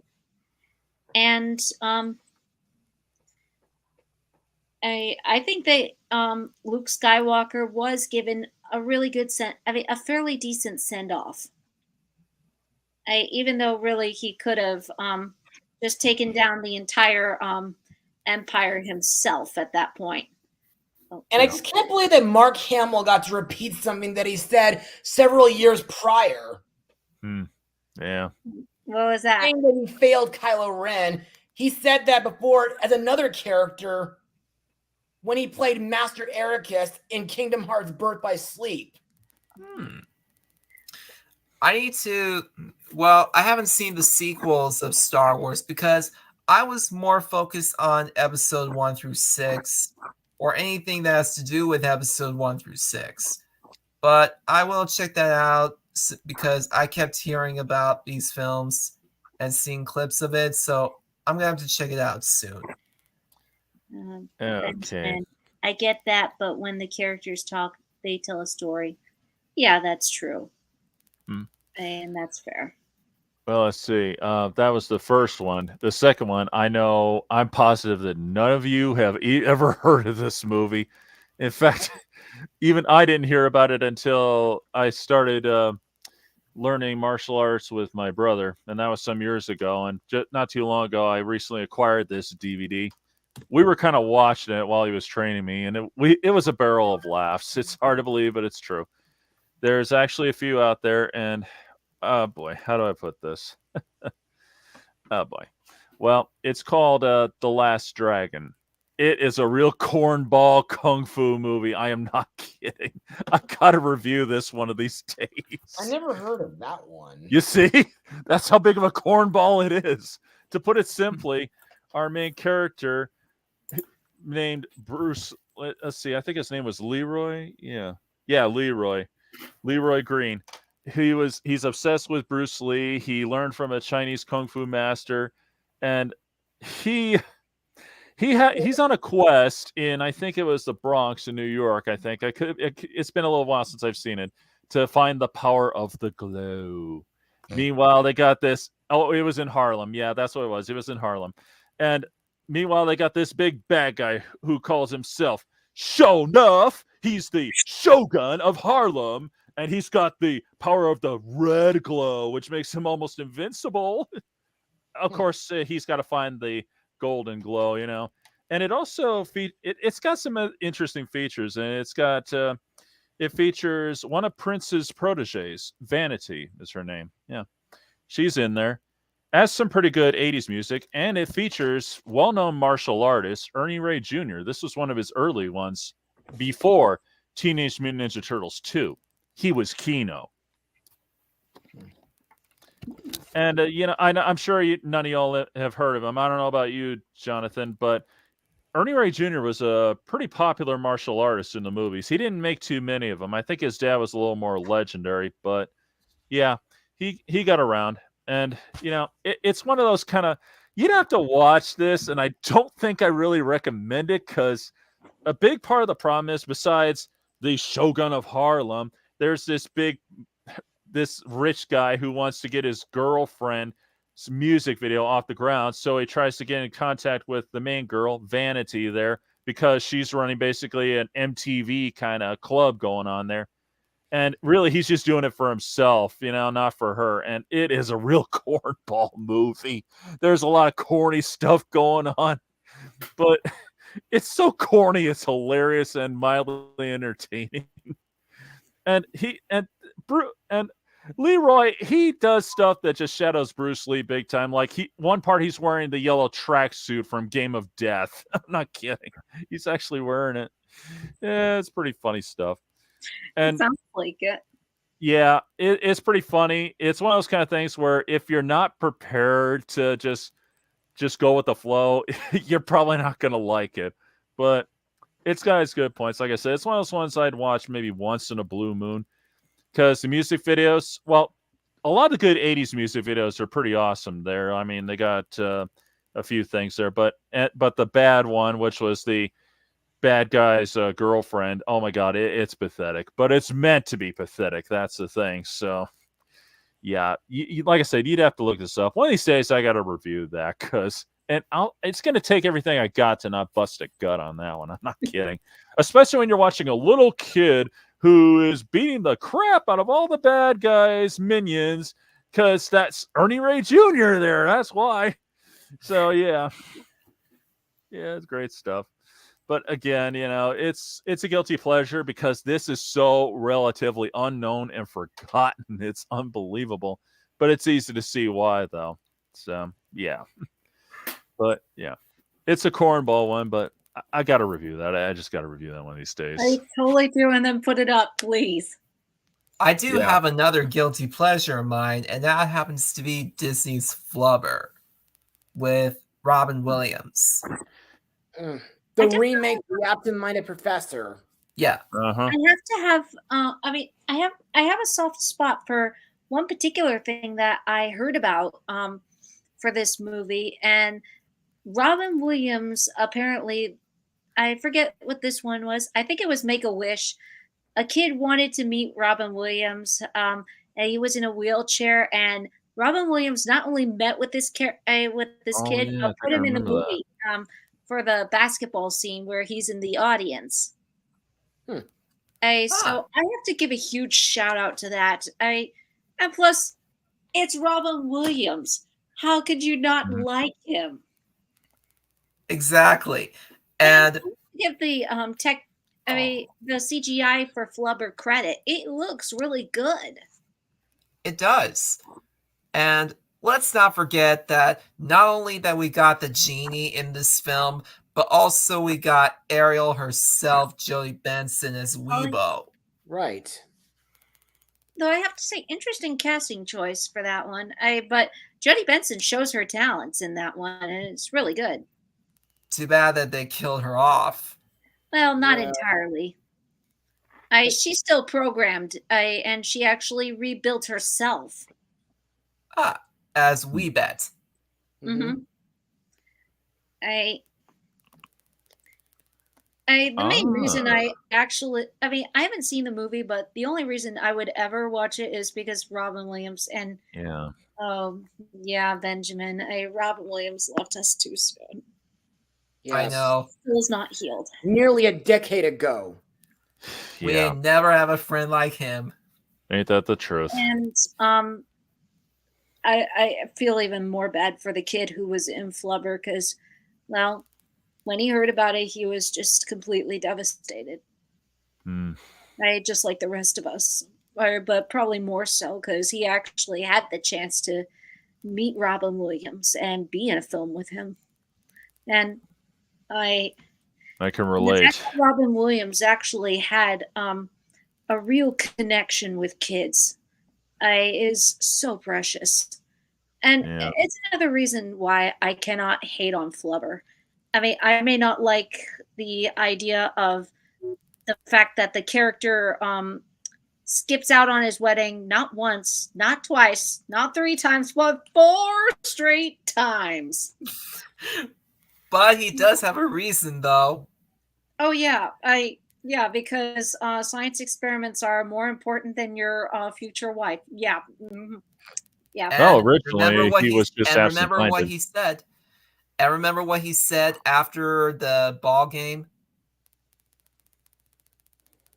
He did Uh, this.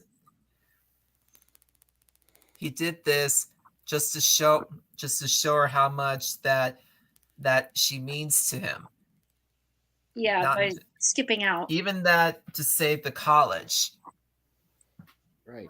I that's because he still doesn't want her to lose her job. that's still a crappy move to skip out on a wedding. I mean, I get saving the college, but that's still a crappy move on your on your future wife. Yeah. I Yeah. but otherwise, I really like the idea of the movie. Otherwise, I mainly because yeah, Robin Williams just makes the movie for me. Hmm. And let's not forget the And music by Danny Elfman. yeah, Yeah. that too. And yeah, I mean, I'm almost wondering if this counts as a guilty pleasure or I don't know. You guys tell me. Hook, I'm not sure. That's a real mixed opinions one. I because don't it know was about critically panned. this as a guilty pleasure. It was critically panned, but I no pun intended, by the way.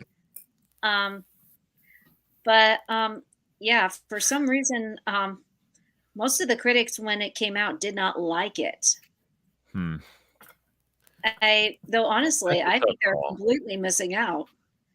I mean, I get some of the things that they are saying about it, like Neverland looking like a set rather than an actual Neverland. And, well, I guess some people didn't like the idea of Peter Pan already growing up.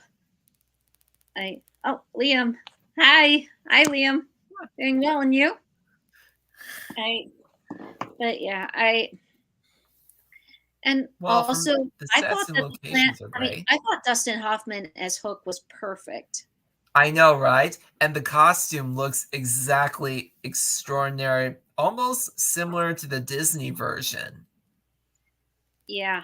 And I mean, I thought everybody was good in it. The only thing I will say that I think this movie missed out completely on was something that I actually heard about. So, partway in the film, Maggie's taken away and we don't find out what happens. What was supposed to happen actually was that she befriends the pirate boys and in a way kind of becomes a mother like figure to them the same way Wendy was with the Lost Boys. That So would have they worked. completely missed that chance. If they included that, I think this movie would have been perfect. Well, mostly perfect, I should Well, say. But yeah, I don't think this movie was bad at all. I mean, And let's face it, we got one of the coolest characters in movie history, I Rufio. everybody say it, Rufy. Oh! Rufio. Got to do it the Captain Hook way. looky, got a hooky. Yeah. And I did like that movie. let's face it, he's one of the best characters, even that they killed him off. But still, he's one of the best characters. And this is the film that skyrocketed Dante Bosco's career Yeah, as an actor because and he was a rap dancer at first. and on top of that, it seems like the movie everybody was having fun with. Well, Robin Williams had fun with it as long as he wasn't made to fly, And because get those this, wires actually really hurt him. Oh yeah. and get this, for But Dante otherwise, Bosco's, it seems like everybody was having a blast. yep, and for Dante Bosco's role of Rufio, it happens to be just one audition. Really? Yeah, just one audition. It's another guilty pleasure we've got. Oh, I think I should go next. By all means. Watcher in the Woods from the 80s. I haven't seen that one. Me neither. It's a forgotten Disney made horror film starring Ah. Betty Davis. Wow. Hmm. Might have to look that one up one of these days. And it also, one of the main characters' sister is played by the same girl, it was like Kyle Richards, the same girl who played young Lindsay from the Halloween films. Really? Yeah. I need to check it out. I also do have another guilty pleasure, and that is Cinderella 2. Dreams Come True?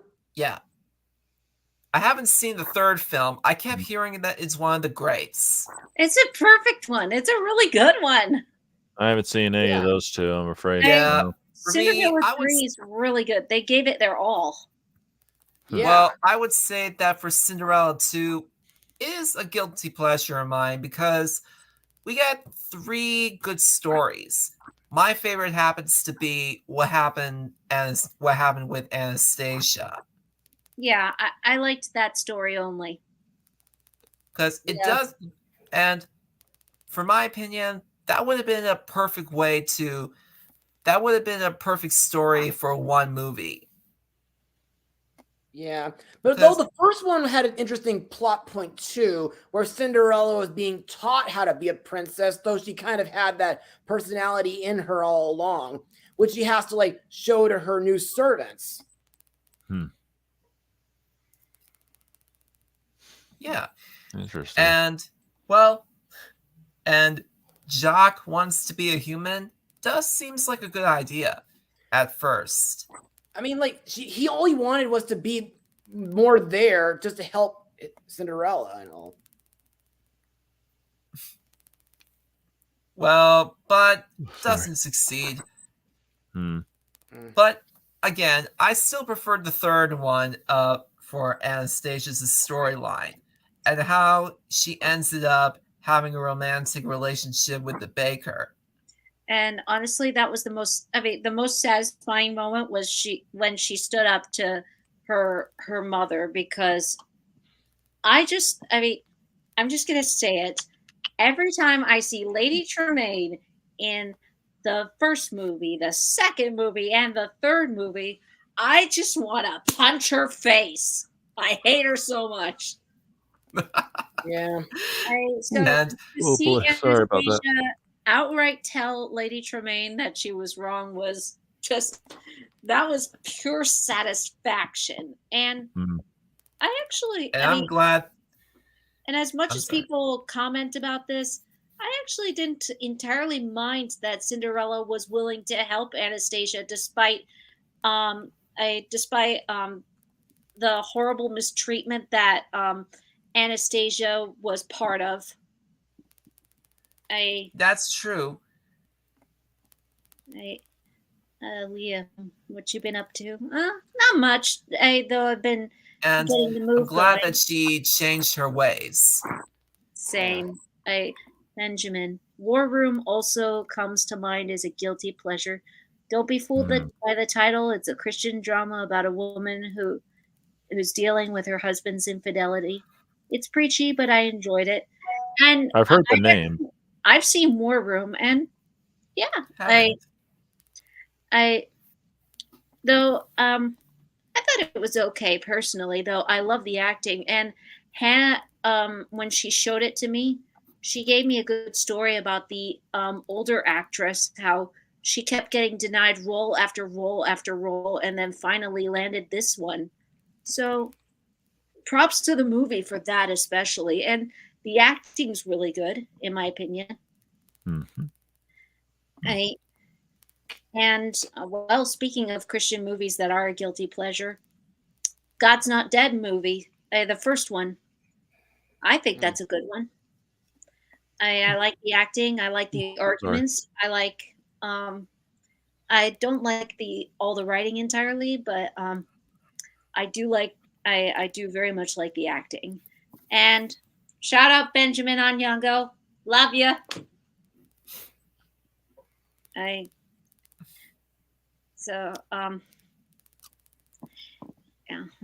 Let's see. Who else wants to go ahead with a guilty pleasure? Well, I got a couple. There might be a third one, but I kind of lost my train of thought on that. This one I'm going to call it twofold, just because. Um, the Aragon movie and the Golden Compass. Oh, Even yeah, though the Golden Compass yeah, did too. have some pretty big problems, the Aragon is a action's guilty good. pleasure for me too. But Aragon, yeah, even though it's definitely not true to the story at all, I do love the action and I do love the cast. They're pretty darn good. Yeah, Especially Jeremy Irons as Brum. Yeah. Oh, he was great as him. He was definitely Oh, great. yeah. That's the one that everybody Yeah, agrees on the Dragon most. was actually pretty good. Oh yeah, even the saw- fans of the books agree that his character portrayal of him was perfect. But you can blame Hollywood for that one, not the actors and actresses, because they completely rewritten everything that was supposed to be. Well, more or less. Not like half as Star Wars and Harry Potter. Yeah, it has that Star Wars, Lord of the Rings, Harry Potter feel to it. That's its biggest problem. As And for the Golden Compass, it's very confusing because they cut out the anti-Christian stuff. That was a big problem, no doubt about that, and I can't argue with that really at all. It also As do to- have a good cast, I would Yeah, say. they do too. But it also doesn't help that, they cut out stuff unnecessarily. Like I told you about how in one scene where the main character is kidnapped by Somalians, that's what they call them, and taken to the ice bears for no reason, when actually they should have taken her to the facility where they were cutting away the kids' souls, which was ironically used in the game and not there. And it was actual footage too. Deleted And you scene, said everything. yourself that the game is more true to the book than the movie itself. That's the irony. That is. And the real sad part is, Joshua, I don't know if you saw that yet. I did mention it last time. But when I compared the game to the movie, in the game, they actually have that footage that they did not use for that scene alone. And it's in the game, but not in the movie. Oh. You're going to have to check it out, Joshua. Yeah, I'll send you a link. It'll be a little quicker. Oh, got a comment from Liam. He says that you have to see us to believe it. So. Says Leigh Tremaine is such a horrible person to Cinderella. Here. Yep, totally. Liam, if you were a student at Hogwarts, what house would you be in? Apparently, I got Gryffindor. Me too. I don't know what house would have me, but anyway, let's move on to another guilty pleasure. And I think I have one that is kind of a guilty pleasure ever since I first saw it on TV. Felix the Cat, the movie. Okay. I mean, yeah, it does have some dialogue problems. It doesn't match with the animation sometimes. And still, ever since I can remember, I mean, the story, while kind of dragging a bit, is a pretty adventurous feel. And, well, the Duke of Zill makes a pretty threatening character.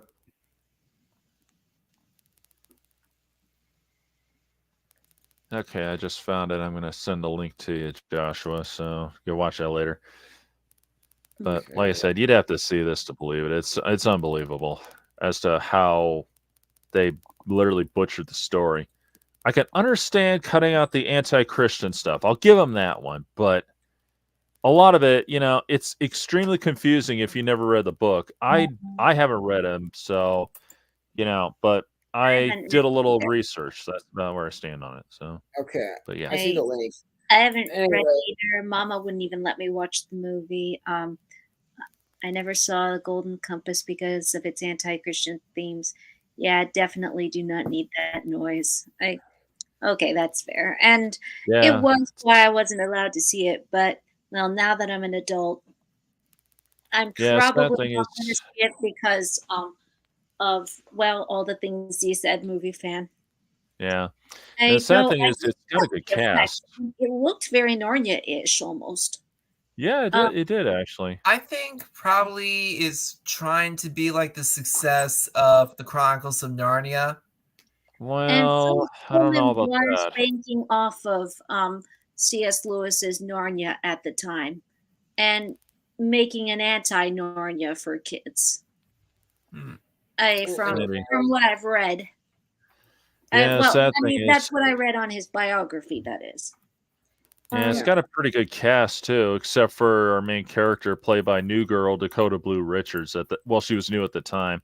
She stinks. I'm sorry, she was a real problem. No, I Maybe mean, because it was her first role, and let's give her credit for trying.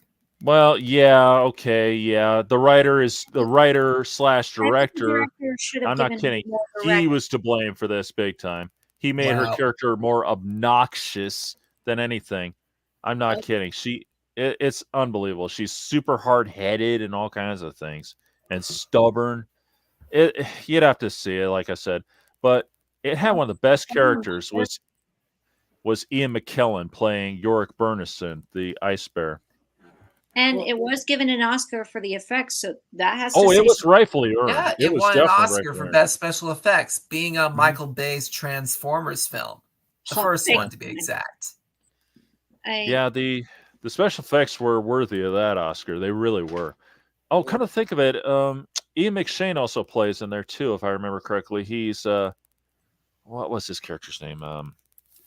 He's the what was it? Ragnar, the king of the ice bears. You'd have to see the movie, like I said. So And that's before he voiced Mr. Bobinski in Coraline. Anyways, back onto Felix the Yeah. Cat. What else did you like about it? Well, it did have some nice animation for its time, and well, while Professor and Poindexter were stalking Felix in order to try to get his bag, I mean, they just follow him to that dimension that he got sucked into. And also, as I said in my blog, I heard that DreamWorks and Universal now have the rights to Felix the Cat, so they might give that cartoon character the treatment that Mr. Peabody and Sherman got. that's going to be a hard act to follow. I hope so, actually, because that sounds like A promising road, yes. yeah. And Yeah. as much as I'm not a fan of the movie itself, mainly because of the ongoing noises that are unneeded in the background and the loud animation or the loud colors in the animation. The voice actor for Felix is actually really good. And Yeah. I did stick to the idea that his bag can morph into anything. Was this by any chance done by the same guys who did the TV series that took that Ren and Stimpy approach?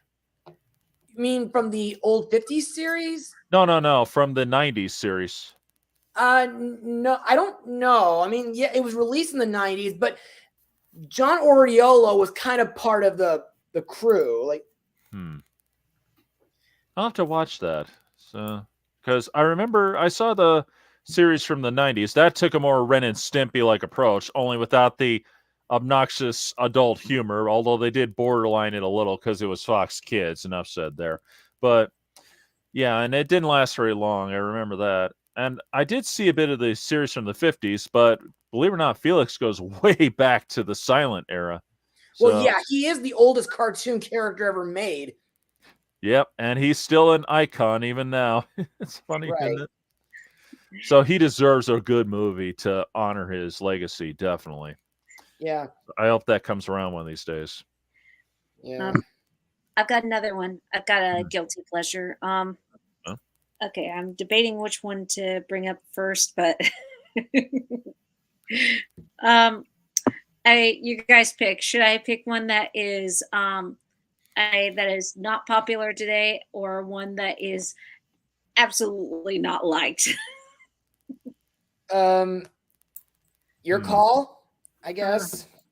Let's see. You've done I think you've done Forgotten One. That was or what was it? Not popular today? Was that what Hook fell under, kind of, or sort of? Or Well, that one was critics don't like, but fans seem to like. yeah. I guess I'll follow Flip a up coin? on that one. I'll follow up on the Peter Pan trend and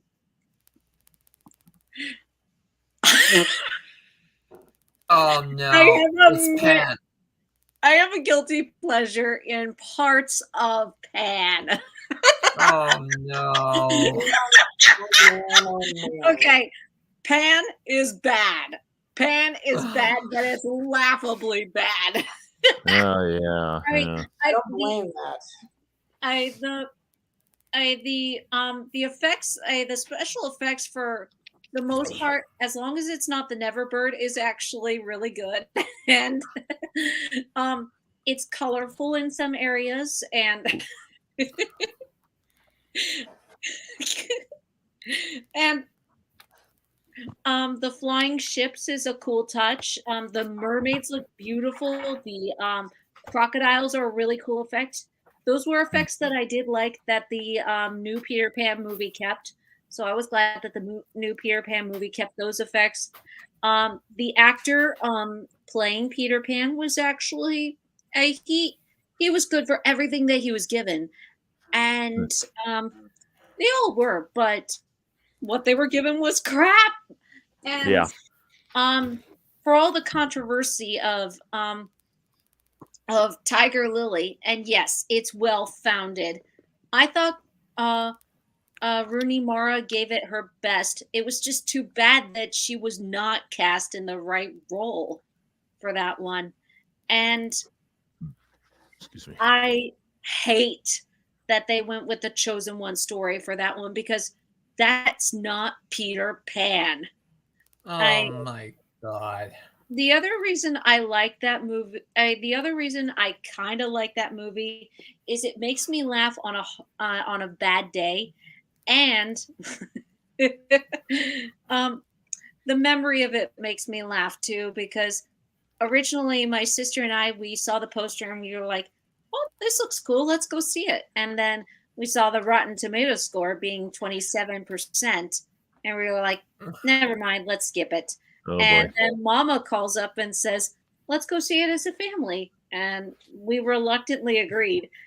And once the credits started rolling, she started rambling on about everything that was wrong with it, from her Mhm. seat to the lobby, out to the out of the theater, into the parking lot, into the car, and all the way home. Wow.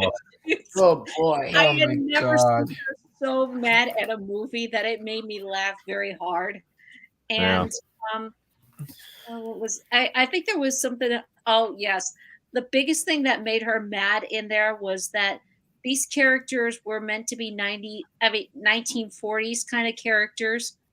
Um, yeah, Peter Pan, supposed to be based in early 1900s, is now 1940s, and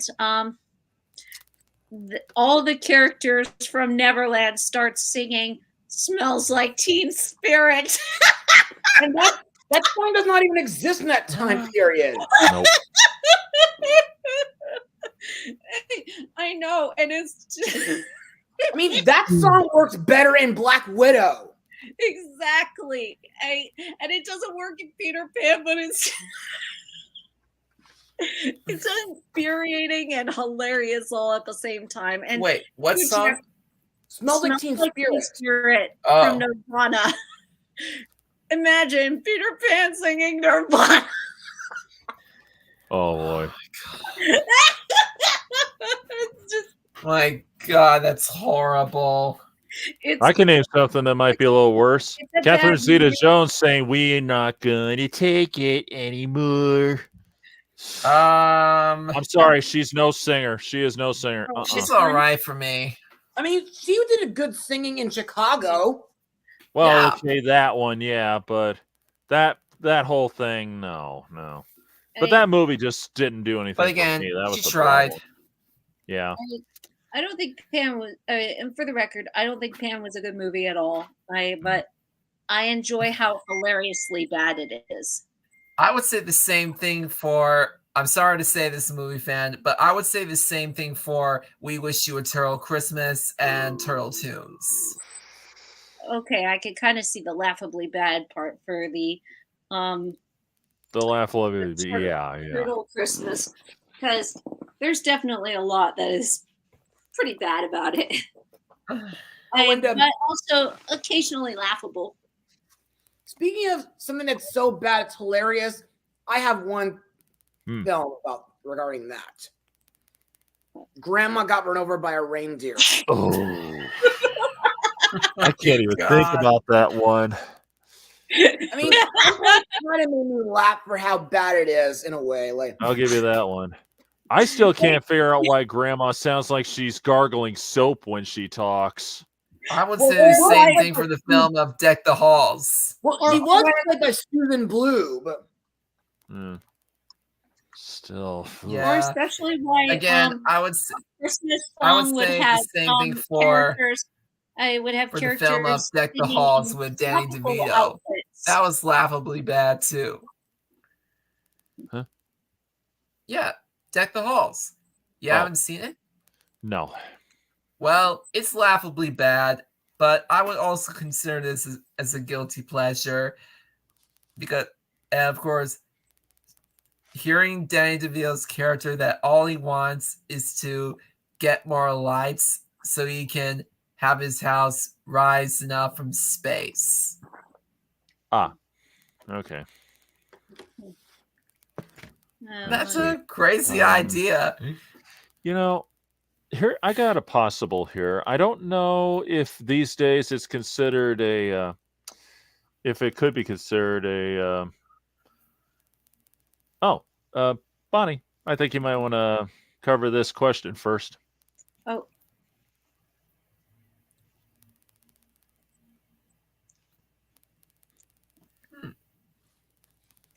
Oh, Liam, me, Joshua, and Jonathan, and movie fan from the movie universe.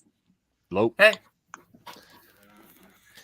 Well, anyway, let's see. I'm not sure if this would fall under it or just somehow forgotten. For me, it was always kind of back and forth on the forgotten part, but I'm thinking, what was it again? Oh, yeah, it was, nuts. I lost my train of thought again. Sheesh. Oh. It was a real good one, too. movie fan, Hmm? my advice: the next time we do something like this, take notes. I guess Yeah. Yeah, definitely. that would help you. it's got a Yeah, it point. would help. It would help, yeah. It would. I would do the same thing too. All right, all right. Oh, here we go. The Rescuers Down Under. Oh, that's an Oh. awesome one. I That's a haven't good seen one, it but- No, too. we weren't bombed, but Yeah, and sadly, it got so underrated. I don't know how that But happened. the reason why I did not see that movie in theater is because I was still a newborn infant at the time. I wasn't even born. I just waited for it to come out to VHS, and we loved it. So I watched Yeah. it all the time on VHS, and I wanted that kind of adventure. I I know. wanted to go exploring. I wanted to fly an eagle. mm, Yeah. Though McLeach was, well, one of the best parts, but still scary when you're Oh, yeah. very little. well, yeah, of Hey. course, of course. George C. Scott was easily awesome in that he sounded like he was born for the role. Yeah, he did, didn't he? Man, they always pick some of the even- best actors to play Disney villains, I would They say. Yeah. really do. Yeah, they do. Oh. Oh. Okay, I think I have another guilty pleasure. Oh yes. Okay, Oh, good. got another one, and this is a guilty pleasure. Hmm. I think the remake of Disney's Pinocchio is not that bad. I agree. I'm gonna say it. I don't think it's that bad. Compared to other remakes or other movies, honestly. I mean, because I this still one haven't takes seen it, so this one takes a few chances. Tom because if you Hanks ask is me- really good. Pinocchio, a true story, is the real worst. Exactly. mm, It's like maybe it might fall into the forgettable category, but I think it's not that bad for what Robert Zemeckis was given, and he takes advantage of what he's given, especially when creating Pleasure Island or recreating it. And I think that the kid they got to play Pinocchio was really good, and I don't think Jiminy Cricket was that bad. I mean, heck, he looks like a cross between the original and the Once Upon a Time version. And yeah, I think Tom Hanks was really good as Geppetto. He gave it his best, though I will admit he does drop the accent every now and then, and you could kind of hear it, but I think he really gives it his best. He's just that talented of an actor. Yeah. I don't think Pinocchio is that bad. I don't think it's great either. I don't think it's too good, but I like it. I like some of the things that they do with this version. Heck, I like the fact that they allow the character to take a minute to think. They never did that with Beauty and the Beast. They never did that with No. The Lion King. But here, they allow the main character to think about his choices before making, well, ultimately a bad choice. So I have to give props to this movie for that. And I don't think it deserved to be on the Razzies list. Ouch. And also, the new characters like Sabina and Sophia were pretty decent. Those were really good. I mean, that was a great addition. And I'll say it again. Does a better lesson on, because Pinocchio finds himself trusting this puppet a lot more than he trusts humans because humans have let him down. That's a better lesson in trust than Raya that has done. Yes, I said it. A big budget Disney movie beaten by a remake about the lesson of trust. Yeah, and welcome Raya to the Disney Princess lineup, by the way. Yeah. I need to check it out though. Man.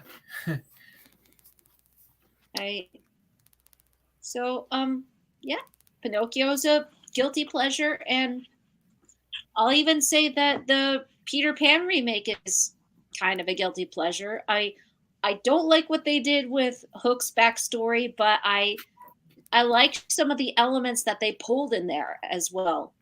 I mean, oh, and by the way, I for like, future viewers, my review will be coming as soon as my theater friends are close to performing their version this summer. Yep. Awesome. Check it out on Cool. Joshua Oro's YouTube channel, everybody. Yep. I Definitely. know I'll be checking it up.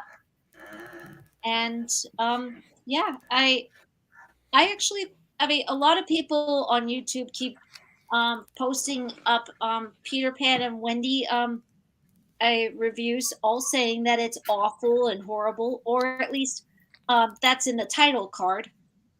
I don't think it's awful and horrible, but I don't think it's the best either. Then again, I've already said what the worst Peter Pan adaptation is. Not just for how laughably bad it is, but it's pretty bad. But Peter Pan and Wendy actually has really good elements also. I love the ideas that it tackles growing up in two different angles. So I have to give that movie props for it. And including Tiger Lily in showing the positives of growing up. So not only do they not make her a stereotype, they actually make her a mentor to Wendy. That is interesting.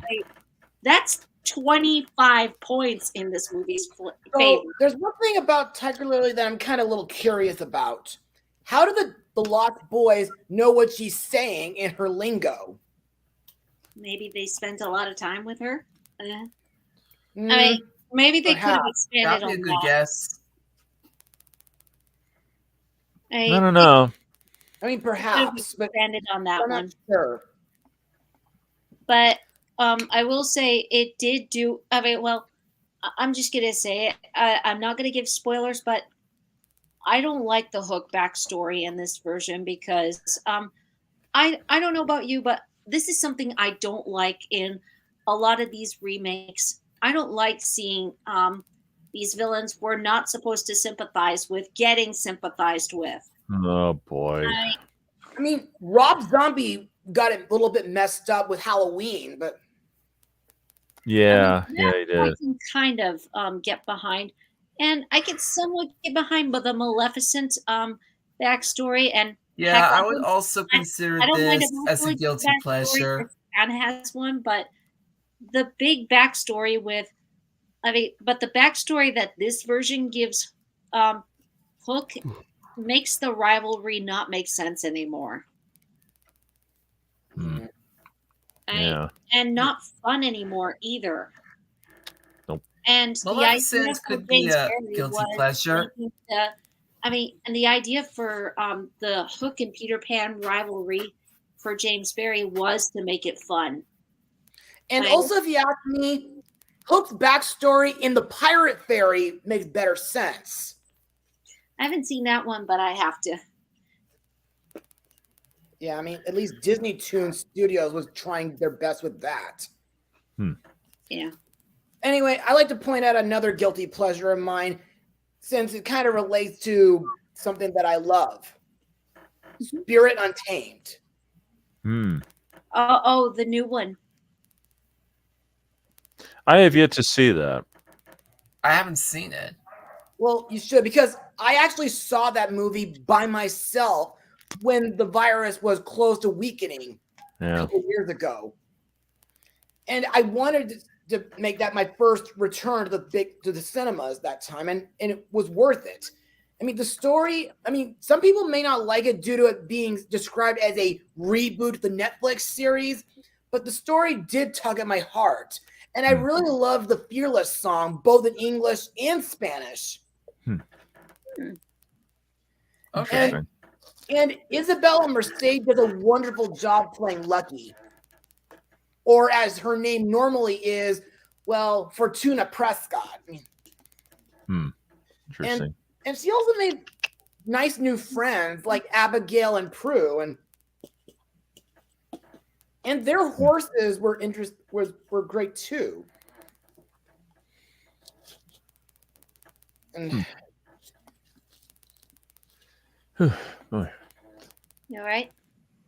Oh yeah, it's just been a long, busy day. So Yeah, I'm still trying to think of more guilty pleasure lists. But I yeah, got one. But yeah. Yeah, I actually do have one. And I know, Jonathan, you may find this to be a little surprising, even though this one's gotten a lot of flack. For me, I would call it a guilty pleasure at this point. That'd be Power Rangers 2017. Now, Me this too. was greatly hated by so many people, and it's easy to see why, because, being a hardcore fan like myself, I see what the problems are, and I know what they are. I mean, it's not exactly true to what the series was. That was a big problem. And, one of the biggest problems I've had, and I think just about everybody agrees on this, even though the newbies kind of felt like the story was a little bit more, better developed than the series, because with the series, they just kind of jump right into it is what kind of happens. But again, you'd have to be a fan to really know this. And they do say that the storyline for the characters is a little more well developed, but the problem is it's literally 90% of the movie. That's a big problem. And they don't really morph into their Power Ranger forms until like almost, I think, 15 minutes to the end. And not to mention the Zords. Oh boy, that's yeah, they look. I can understand they're trying to make it more like alien-esque stuff yeah, but because they came from still, outer space. But still, yeah, but still, I mean, T-Rex was okay, except he has machine gun arms, and he's the size of a normal building, which is not true to it at all. Saber-tooth Tiger is okay, but we don't get much time with it. Pterodactyl was perfect, I think. I think most people agree on that, because it felt right. Triceratops is good for me. Yeah, Good to my opinion. except for the 6 legs. That's what bothers me. But Yeah. But the Mastodon, no, I know! no. That thing looks like a bug with tusks. I'm not kidding. It looks like a hunchbacked bug with tusks. It is horrible. And I'm going to talk about that again on my own video one of these days. I'm doing I finally decided I'm going to do a comparison between the 1995 Megazord to the 2017 Megazord. Oh, and It's coming, so. And even for a short amount of screen time, I think you should bring up the one for once and always? I think I'll have to do that on its own merit. It'll be more like it'll be a separate comparison. That's what it'll be. Because Okay. because I wanted to compare the 1995 film to the 2017. Because the big problem there, the big question there is the difference in the CGI. So there you go. But anyway, but that's for another day. But anyway, yeah, I do actually like part of the story, but at the same time, it's too drawn out. And, my friend DHR, he did describe that the plot is all over the place. So many issues with the characters and all that. It's hard to explain unless you know the original backstories to them all, or the series, I should say.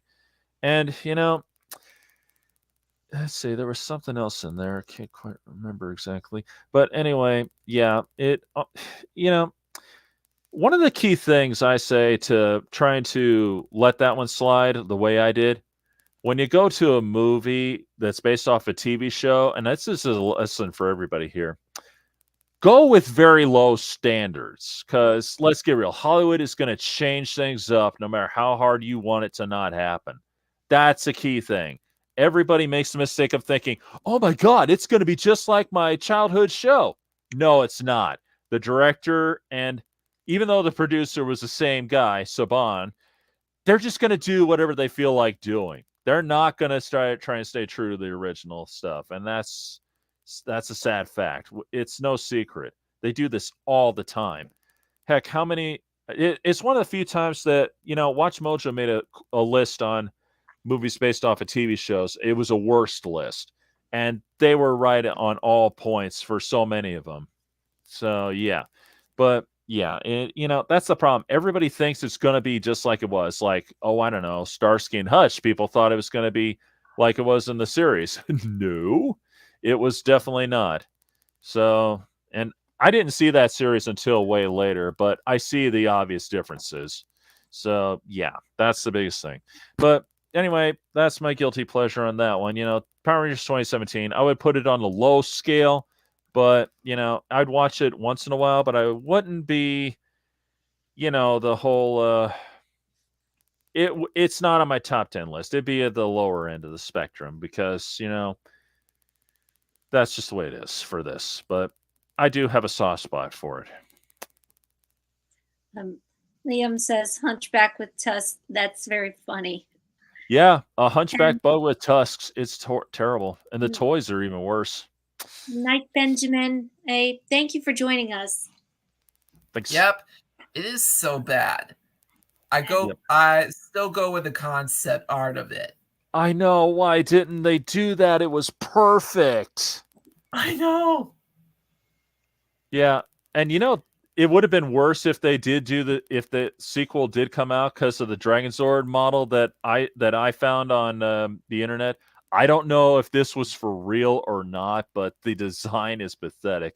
It looks like a Western dragon, a very cheaply made one too. And the design for what the Dragonzord's Megazord is going to look like. Yeah, it looks like it's got a mohawk. I'm not kidding. It looks like it's got a mohawk. It's pathetic. I've got a guilty pleasure, and this one I need to take a look.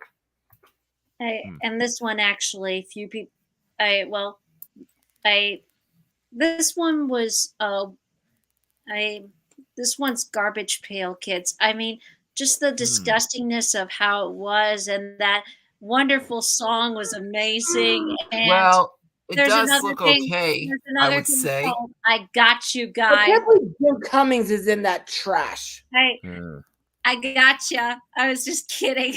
That movie's horrible, and I've yet to meet one person who even liked that movie. And even Jim Cummings promoted promoted audiences going into the projector room and turning it off. Oh God. It was that bad. Okay. All joking aside, this one was once actually kind of still is a very popular movie, but has been facing lots of controversy. In fact, this is the biggest movie ever. And I actually like this one. Gone with the Wind. Gone with Oh, the Wind is easily the biggest movie in existence, um, and has faced a lot of backlash um, for the yeah, portrayal we of know. for the portrayal of slavery, and I will admit I do cringe at those moments. I mean, those moments are are occasionally very hard to watch, but I find the story and the costumes and the actors all intriguing, and this is the movie that that Hattie McDaniel won her Oscar for a Best Supporting Actress, and it was the first time um an African American lady won an Oscar at all. And so in some ways this is a historical movie. Oh I yeah, mean, very much so. I and it's the movie where they got away with not censoring the frankly, my dear, I don't. Give a I, damn. Yeah. yeah. And I that reference was, well, that two references of Gone with the Wind was later used in Tim Burton's Corpse Bride. Yep. Really? It's Yeah, that that big did of a movie. happen. It made that big of an impact. I Both that line and the poster art. I mean, And oh, sorry. but yeah, I like the performances in there. I love the costumes and some parts of the story I actually do like because it is about a pretty much a spoiled pampered brat that has to survive the war and the after effects, and this is from the losing side. I and I do think that every Yep. side deserves a story to be told, but at the same time, I'm not gonna lie, it is cringeworthy to watch and read the unpleasant parts, especially with the I when dealing with slavery, because it was a thing that happened, but it was very wrong and it was very bad, and it does talk about that. I don't. I mean, I mean, this movie toned down a lot of tones that were. I mean, toned down a lot of the slurs that were in the book, but I, just so that they could keep their actors. But yeah, Mhm. this was a very hard movie. Or this is a movie that has faced a lot of hard controversy lately. Yeah. Yeah. And I get the reasons. I really do. And often it is why I hesitate to say that it's a movie I really like. Mm. Well, to me, I just don't see what everybody saw in it back then, but maybe it's just because of the generation gap. I don't know. But that's just where I stand on the subject. And originally, I didn't really care much for the movie when I saw it as a kid because it was very long. And spoiler alert, I was very angry that Scarlett gets what she deserves in the end. Because I'm Mm. like, she had Rhett Butler and he's gone now. Why? No, this is not the end. This is not the end. I actually was legit angry. I wanted her to have a happy ending. I, Mm. but it was the first time I learned that life does not always have happy endings. Yeah. Say that to horror movies. Ain't that the truth? I don't like horror movies that much. I'm sorry, but horror movies right now make me sick.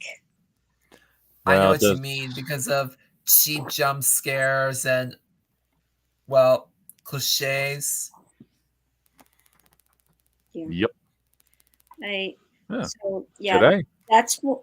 Oh, that's one of my that's one of my biggest guilty pleasures, even though it's considered one of the biggest and best movies.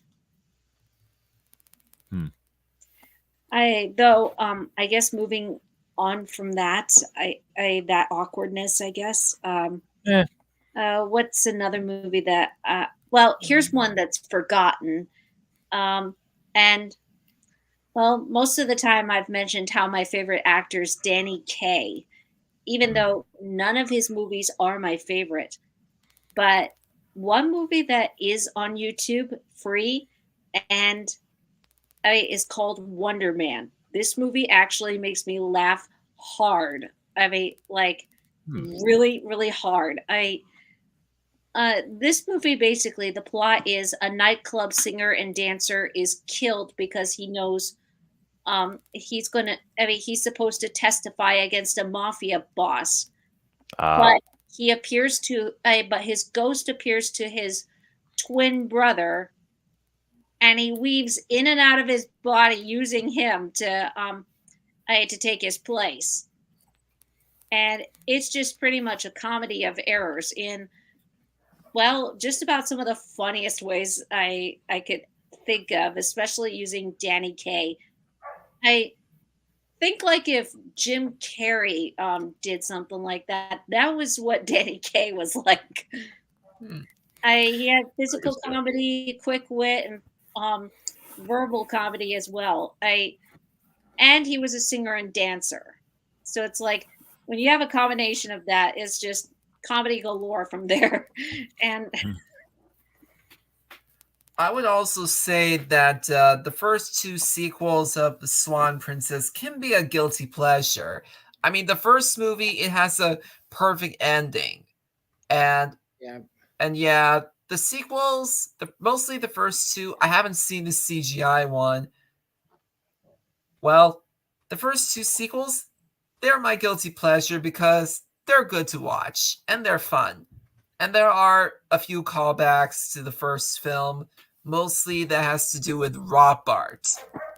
hmm. Yeah. the animation actually is pretty good. Yeah. And I am looking forward to the upcoming 11th one because it has something that should have been done a long time ago. Odette and Derek getting coronated. Yeah, it's Hmm. like um Queen Uberta stay queen this entire time, or where was the king? And by king I mean Derek's father. Yes. I know, right? Like where was And he this whole time? yeah. I don't know. And And sorry, go ahead. uh, well, I don't know what to say, but what else is there? Eh. I'm sorry. I just find that part hilarious. Personally, I would And have I liked had to follow that up somehow. I would have liked it honestly if the sequels kept the hand drawn animation. I know, Why right? did they move on to the computer? I mean, yeah, I was surprised when I found out one of the trailers on my Arthur Christmas DVD, but yeah. Hmm. I Yeah. Yeah, I do you don't know why why they moved on to either. computers? I'm sorry. Oh, Joshua, you know why they might have moved on to computers?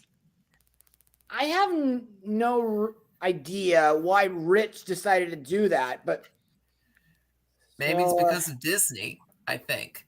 Hmm. I don't know. I mean, he already left Disney after working on the Black Cauldron, so like, and yeah, he was still using a bit of hand drawn during the 90s. I don't know. But if you ask me, like one film that he made, which was kind of a little bit of a mixed bag, was The King and I. Oh man. Oh boy. I haven't The seen the animation animated was really version of The good, King and but I. the animation was really good, but I can't get It over the could have been scene. I it could can't have get been written better. Yeah, I know. I can't get over the scene where Anna I mean, literally fights a dragon by nothing but whistling. and the I'm That was sorry. actor They the should that most not have done that. awkward uses and of that song the ever. actor as the king, he sounds pretty good for me judging by the trailers. But he's no Yul Brenner. Nobody's Well, Yul true Brynner. No. that. But you don't have to be Yul Brynner to play the character. You just got to be good enough. Yeah. True.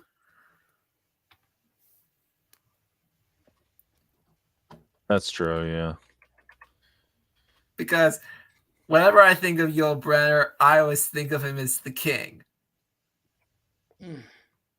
Especially with that very famous line.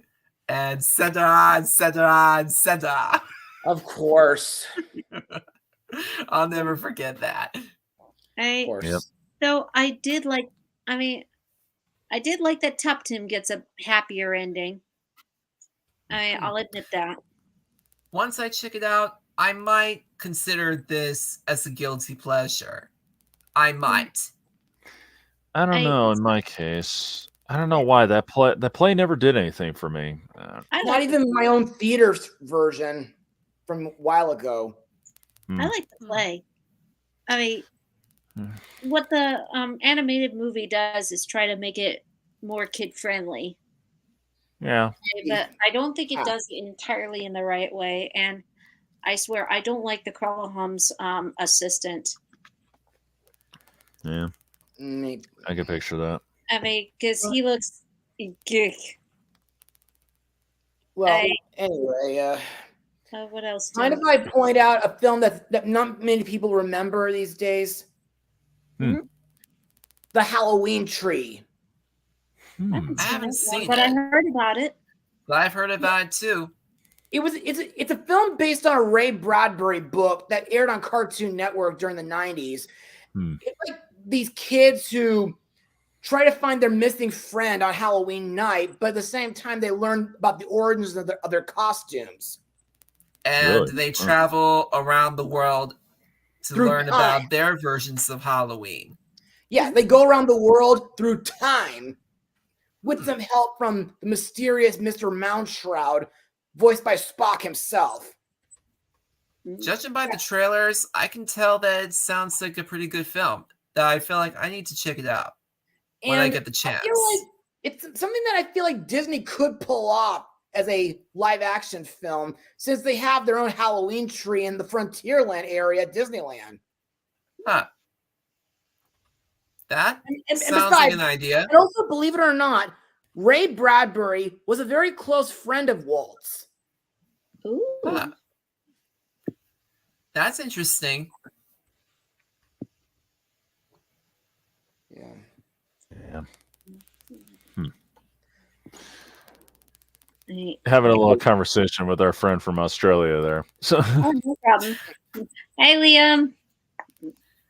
and yes, the original 1993 series, that was the greatest of all. And you know, it still holds true to me even now, especially with everything. But you know, I don't want to overshadow what we're doing with that, so I'll move on for now. And I'll Liam, just keep you it in should the- check out Once and Always. It is It's a great perfect. 30. Yeah, that's true. It is perfect. And it's a great anniversary special to the series. Hey. He wants to say hi.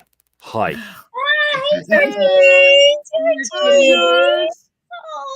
Yeah, Aw. Georgie, Porgy. Yeah, that's my little buddy. So, Maybe he should hang out around more often. You'll get more. We'll get more views that way. oh, that's for sure. If only George would try to interrupt by now by sticking his face up in the camera like he usually does when I'm trying to work. Yeah, just the other day I was trying to work on something. That's adorable. Oh yeah, just get his face right up there, getting away. What's another guilty pleasure? Hmm. Oh, I think I got one, and this one's a show. Hmm.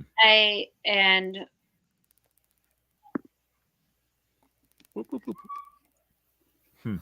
Pinky, Elmira, and the Brain is Oh no! bad. Seriously? Everybody's A doing their crossover best. between Tiny Toons and Animaniacs, huh? Haven't heard of it. I mean, Haven't heard of Oh, that Yeah. series. I've heard of Pinky and the Brain, but not that. yeah, there that was a killed time, the series. I mean, it kind of makes sense a little bit because Steven Spielberg was involved with both. Yeah. I mean, there's a couple episodes I saw that actually made me laugh pretty hard, and one of them is where they make a full reference to the Raven, And I think that's actually, I mean, the way they did it was pretty clever. And there's also an episode where I can't remember what happened, but I think that if the brain helps Elmira win the spelling bee, she'll win a huge cash prize, which will help him take over the world. But ultimately, they're caught cheating by none other than the dinosaur Baloney. And they make Jurassic Park references when trying to hide from Baloney, and it's actually a hilarious animation gag. So, I mean, clearly the writers did not want to do Pinky, Elmira, and the Brain, but they were also giving it their best. So, I have to applaud them for that. Liam says, I actually have seen Once and Always, Jonathan, and it was nice seeing Billy and Zach in it, and we haven't seen them since Mighty Morphin and CO. It's true. Yeah, that's true, and it's great to see them back. Yep. And Zach still got it. He still got the moves. So, And he has some sort of a wise man figure. Yep. Also, Jonathan and movie fan, you're probably not gonna like this. But this is I didn't think this would be a guilty pleasure, but I guess it is. Okay. I like Spider-Man 3. Oh, It's all right for me. I mean, I think it's what not they did with- perfect like the first two. I think what they They did could have with done Venom so was much not more with it. But I think that Topher Grace did give his best. But it was clear. But the fact that he was just 10 minutes was not good enough. And also, Emo Peter was also bad. But if they took those moments out, then I think this could have been a real masterpiece. Heck, the Sandman's really cool. And, well, Harry finally, being Goblin Jr. actually was long coming, and I liked it. And well, you can't go wrong with Tobey Maguire as Spider-Man. And well, I also liked Mary Jane's development. yeah. So And yet, despite that film's flaws, if that film didn't exist, we wouldn't have Sandman or Toby Spider-Man in No Way Home. That's No. true. yeah, And of course, we also have a fanscription video of what if Venom wasn't in Spider-Man 3, because interesting enough, Sam Raimi is not a fan of Venom and he didn't want to add him. But the producers insisted of adding Venom. the fact that he was last minute was a complete waste. It was. You And, know, right? I knew that was going to happen when the commercial was literally all about him in the black suit, and they kept really highlighting that in all the commercials and all the prizes being given at McDonald's and all that. I'm not kidding. That wasn't McDonald's. That was BK. That was Burger King that happened. Oh, yeah, it was Burger King. And there was one about winning a car, but yeah, and yeah, it was just. I don't think that movie was terrible. And If same they with had- the Amazing Spider-Man series. I don't think it was bad. It wasn't great, but I don't think it was bad. I thought Andrew Garfield was good. But the second film, the second film of the Andrew Garfield ones was bad. Well, Yeah. I liked that one also, but at the same time, too many villains that were not developed yet. The third Spider-Man at least had one of the villains already developed. Yeah. So, Sandman. whereas this one had to build up the villains all the way from the ground, all three of them. Yeah. Tell me about it. So yeah, it was not good in that Well, way. more like two villains, I would say, because the Rhino doesn't count. Because I have he to appears in count the that one. beginning and then later in the end. But yeah, and honestly, I'm also gonna say it. Gwen Stacy was better than Mary Jane, and I have no regrets saying that. Gwen Stacy was better than Mary Jane. Yeah. In fact, I think I could recreate Mary Jane's lines against. I mean, Mary Jane's lines again.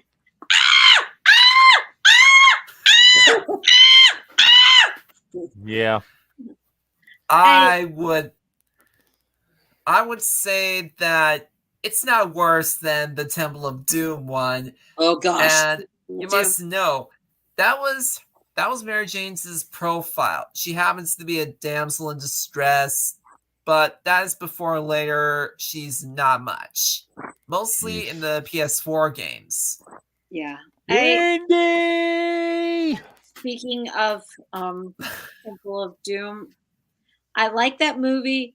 I hate Willie so much. Everybody does. So bad. I wanted Indiana Jones to just say, "Shut up!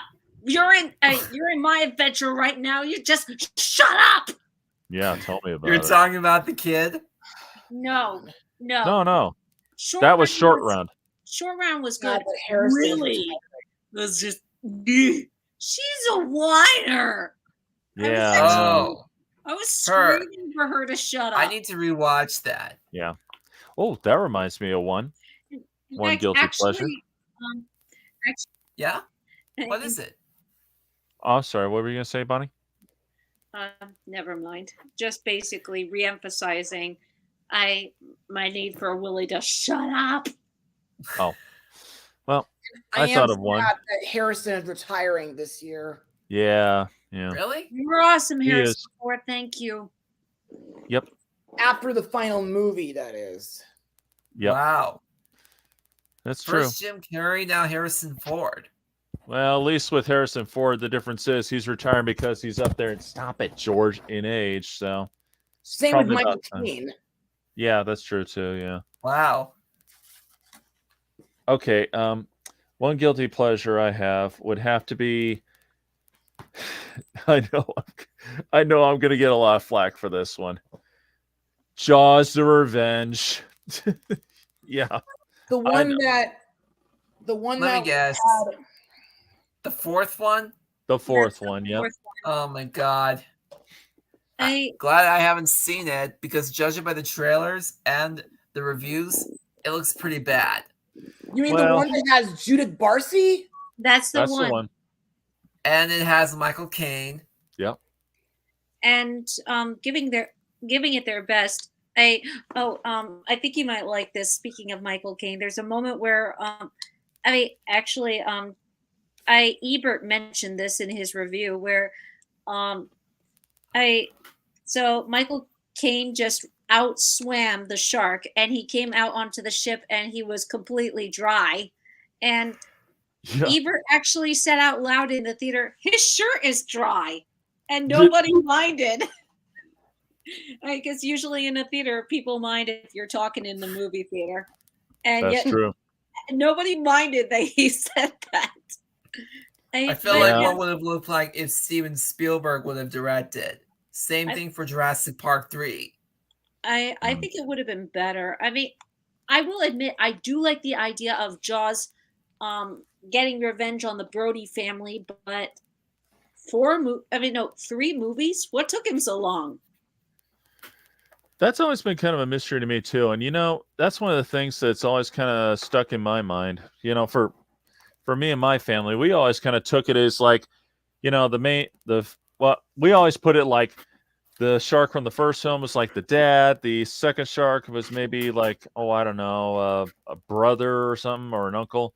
And then the third shark was the mom, just because, it was the one shark's mother.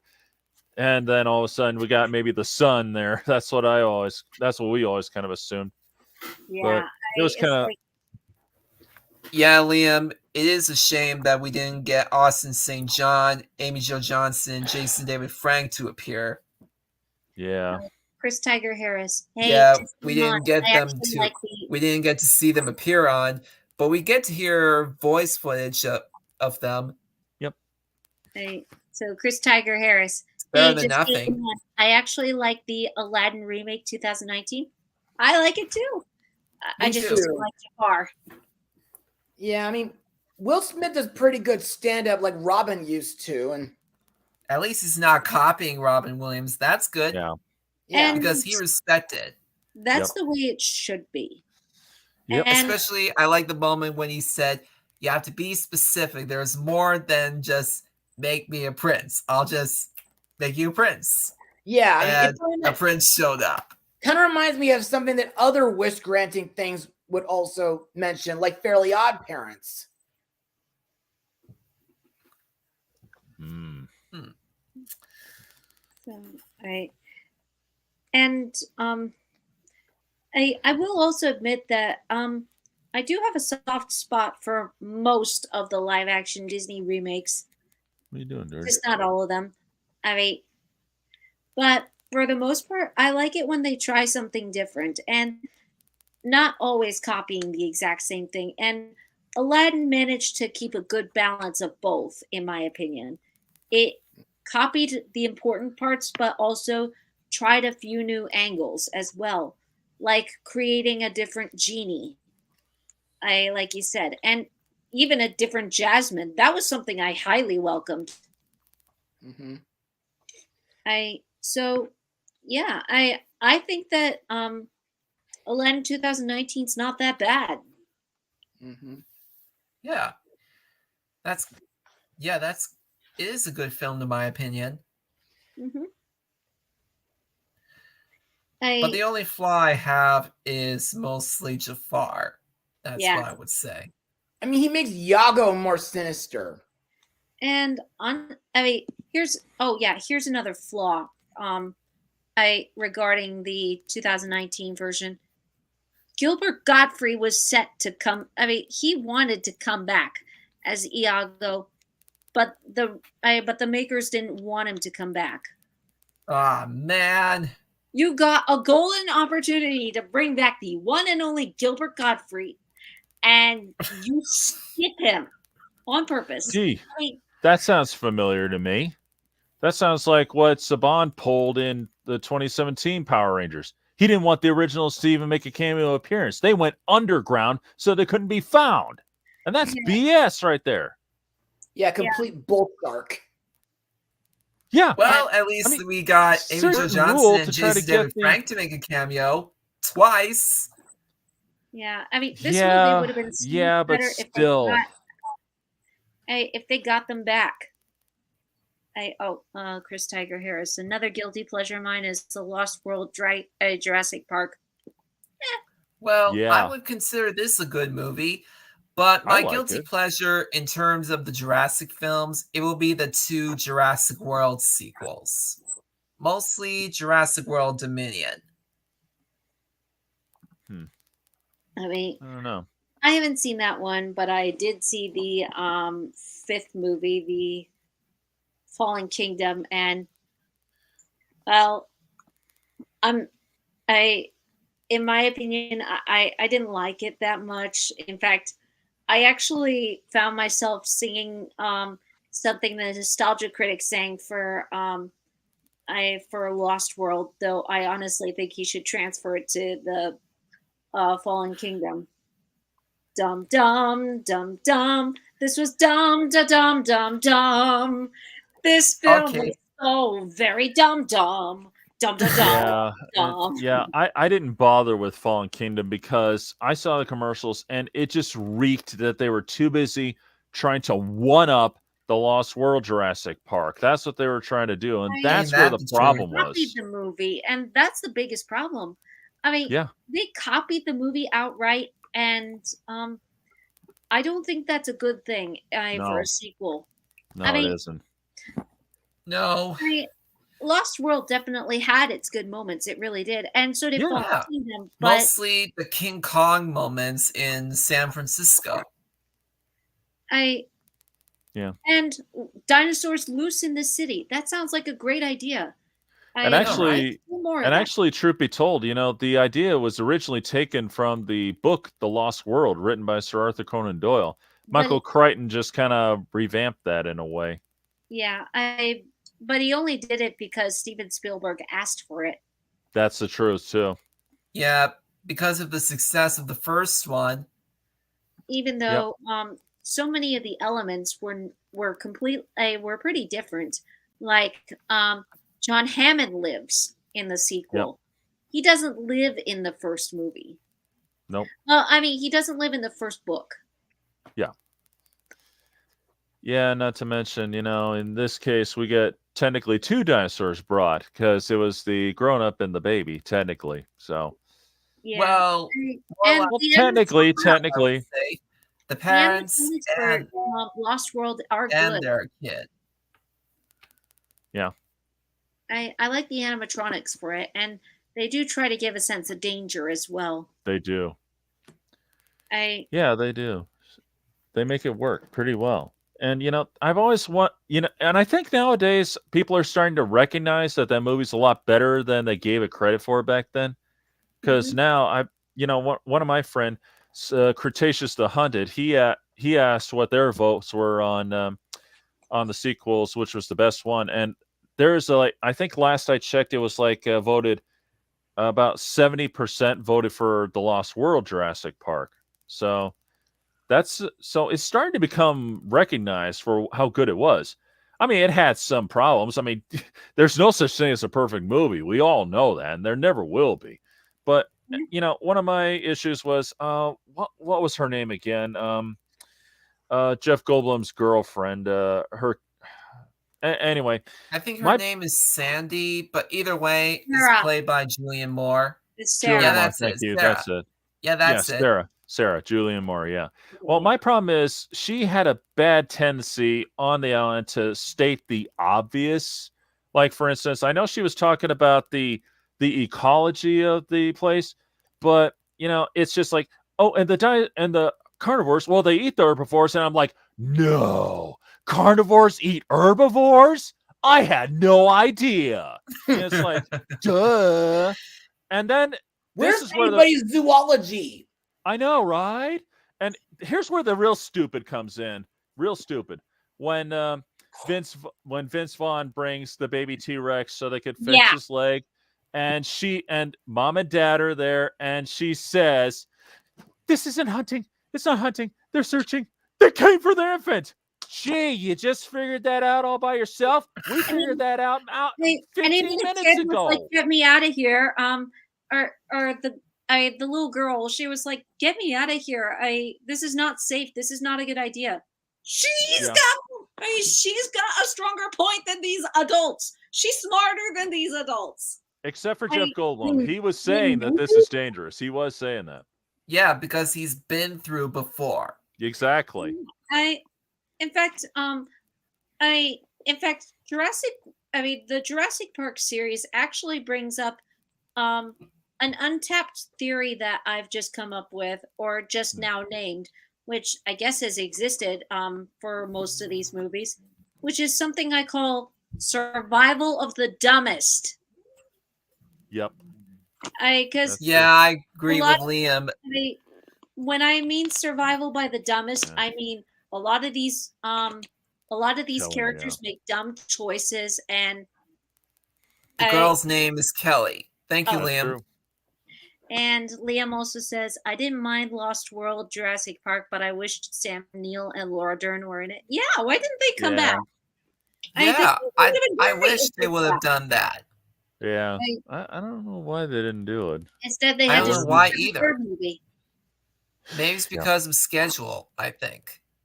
Who knows? But yeah, same thing. I would say the same thing for Jurassic World. I wish that both Sam Neill, Lauren Dern, and Jeff Goldblum would have come back in the first Jurassic World film. Yeah. I mean, it was great as is, but got D.D. Wong back. Huh? Yeah, that's true. And not to mention, we also got back the T-Rex from the very first film. That's also a good plus. Well, yeah, but still, destroying the Spinosaurus skeleton is a good touch. Oh, that was awesome. That was the best fight scene I had seen in any of the Jurassic Park movies. And I was like, "Oh my god, this is going to be Jurassic Park 3 again." But then I was wrong. I watched this movie in theaters. I did everything to hold back my loud cheers because I was excited as soon as the T-Rex showed up. I mean, I granted, he was in a glass cage in the beginning, but we could barely see him. So Yeah. True. I But though glad we get to see him in action. Oh yeah. thanks to him being lured out by a flare. Shout Yeah. out to the first movie, obviously. that was awesome. Reverence. I know, right? Yeah. Anyway, why don't we move on with just one more guilty pleasure or forgotten gem, because I think it's starting to get late. Yeah, I think we should yeah, wrap it it up. Yeah, I'm starting to lose If my you really- voice. So. I have one more forgotten film to mention. The Iron Giant.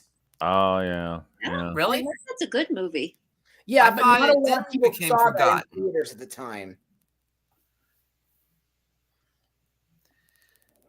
Well, it did become forgotten back then, but then it became one of the greatest movies ever made. Yeah, I know. And because of that, well, praise, the Iron Giant would later become a cameo character in 2 later films.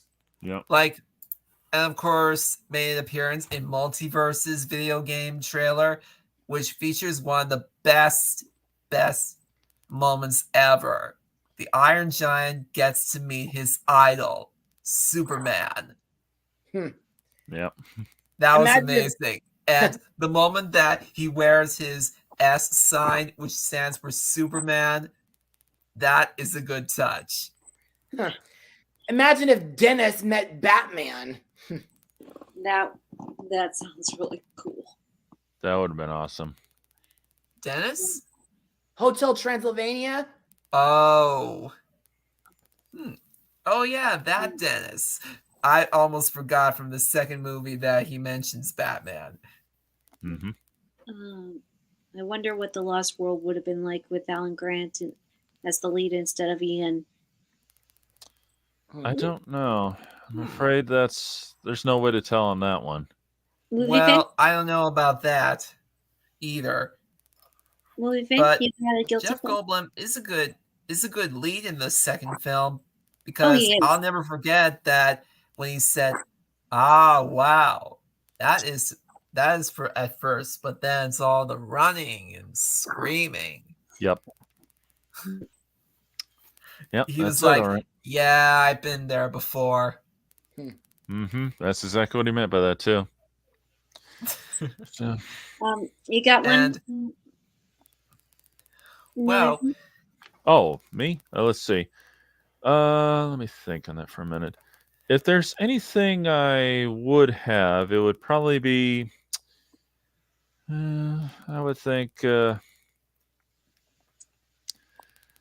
kind of torn between 2 possibilities. It's either going to be Mad Monster Party, or let's see, or possibly The Great Mouse Detective. I'm still trying to figure out if that one's become like the Great more Mouse, remembered now or what. that was one of the greats. Yeah. Well, the problem is it was forgotten for a while though. So Yeah, I can't believe it. yeah. And it has great animation, good voice acting, both from the main cast and from the cameo side characters, Oh yeah. but mostly Sherlock Holmes and Dr. Watson, played by Basil Rathbone, and whoever that guy says, Dr. Watson. Nigel I'm Bruce. sorry yeah, that's it.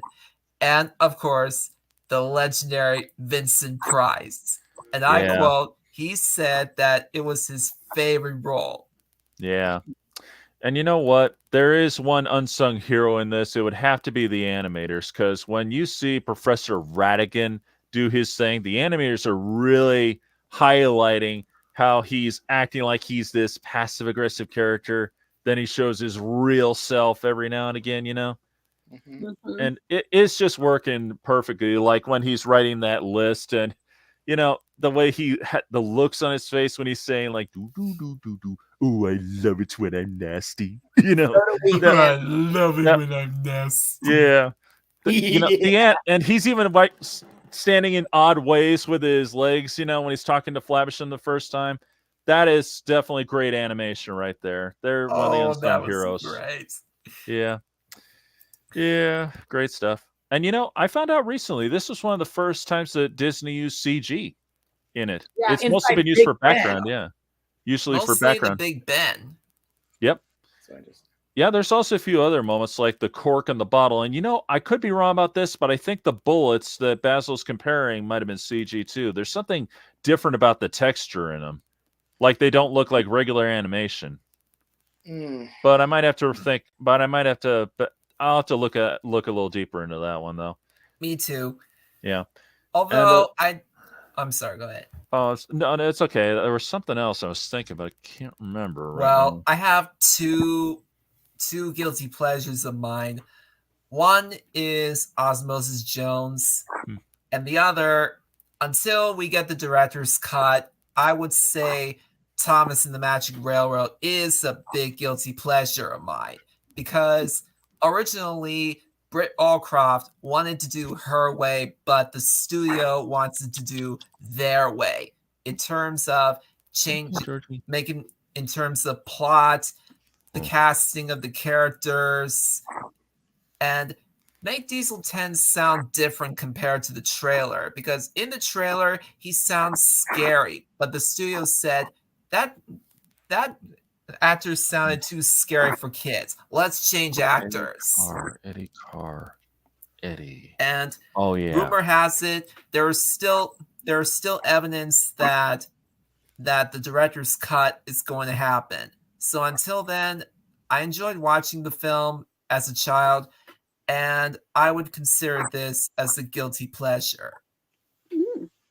As for Osmosis Jones, I would say it is a good idea having animated segments be taking place inside the body, and let the brain be the city hall, the stomach is the airport, and oh, there he is. And let the veins be the highways and the cities and all that, and the citizens be the red blood, while the cops, fire department, nurseries, and news reporters, even the mayor, they are blue blood cells. That sounds like that looks like a good idea, and it's good to see. And have germs and viruses as criminals. Exactly. And it's educational. That's good. But the only thing I don't like about it is Bill Murray. That's it. And there's also some gross out stuff. Yeah. So far, that's the only reason I haven't seen it yet. Well, I think it's on YouTube. Sorry. Yeah, it does sound like a good idea on a piece of paper. Well, certainly original to say the least. And I guess, I guess before we go, one more guilty pleasure. This one's more. I guess this one's been forgotten over time, but Papa got us to watch it at one point. And it's called The Incredible Mr. Limpet.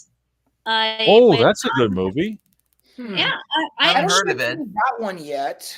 I like stars it. Don Knotts, and let's see, Paul Frees is one character in there. Yep. Basically, the plot is a man who's been denied the chance to fight in World War II gets turned into a fish. An animated fish. Starting to ring a little bell. And he helps fight in the war. And in a way, I like the idea of it. I like the animation too. It is very good. The interaction between live action and animation is not as strong as it was with Who Framed Roger Rabbit, or as strong as it was in Mary Poppins, but they gave it their best, and it still worked. I need to see the trailer for this. Well, Isaac, trying to remember his name, the Media Hunter, he reviewed it. I have yet to review it myself. I've seen it, so I know it pretty well. And I actually think it's kind of fun, and it is. It's a good storytelling. It could be maybe it's not as memorable as it is nowadays, but yeah. Well, truth be told, what happened? Everybody freeze? Oh, Oh, No, I didn't. I didn't either. So I don't know. that was weird. What were you saying, Bonnie? I'm sorry. I basically that Don Knotts is just likable. Yeah. Yeah, and Wait. here's some I got some and I got some interesting facts for you on that one, Bonnie. Like for instance, Ladyfish is actually played by another character who I forget her name, the actress, but she played Gomer Pyle's girlfriend in the series Gomer Pyle, which of course Gomer got his start from the Andy Griffith Show with Don Knotts. And try this for interesting. You know the scene from Under the Sea where all the fish are there pointing to Ariel who's not there? Yep. Mr. Limpet Yeah. is there. What the Angela? It happened in that film? Yeah, he's there too. Disney, how did you get the rights from Warner Brothers? I don't know, Oh but they my did it. god. Or maybe what was John Musker and Ron Clements thinking? I don't know. I couldn't answer that if I tried. You should bring that up in your review of the I'm film. gonna look I it up. will. Maybe. I will. Yeah, I'll try and find that picture for you, Bonnie. You remember what he looked like, don't you? So Yes, the salmon with the glasses. that's it. I like. Well, who technically, he was cannot kind of recognize a salmon anyway. Huh. that? So yeah, and honestly, I mean, Don't you and do I that. think this live stream's been fun. And one of the things Yeah. I even with bad movies, one of the things I often point out is that every bad movie has a diamond, has a gem in it. I very few movies Yeah, will here he have goes. good in it, but the ones that we do I like love you too. have something good in it. We have a reason for liking it. Yep. You've mentioned Yeah. you've mentioned why you love Cars too. You mentioned why you like Inspector Gadget and Movie course Fan. I You did. mentioned why you like the 2017 Power Rangers fan and all the good elements that are in it, along with the bad elements. Yep. And There's quite a few. this is part of why I like talking about why I liked these guilty pleasures. That's And here somewhere. originally, this was going to be a top 5, and I'm actually glad we did a live stream instead. Mhm. Glad we did it Do too. it. I was Yep. happy to join you guys. Yeah. It's always a Well, blast. so do I. Right. And with that, ladies and gentlemen, it looks like we're going to be wrapping up. I thank you very much for joining us, and for those of you who are joining after it was premiered Hey. live, thank you for watching, and I hope you enjoyed. Definitely. It's Bonnie O'Connor saying, "See you later." Mustang Power. I'll see you all in my channel. This is Movie Fan and Georgie signing off. Good night, everybody. See ya. Bye.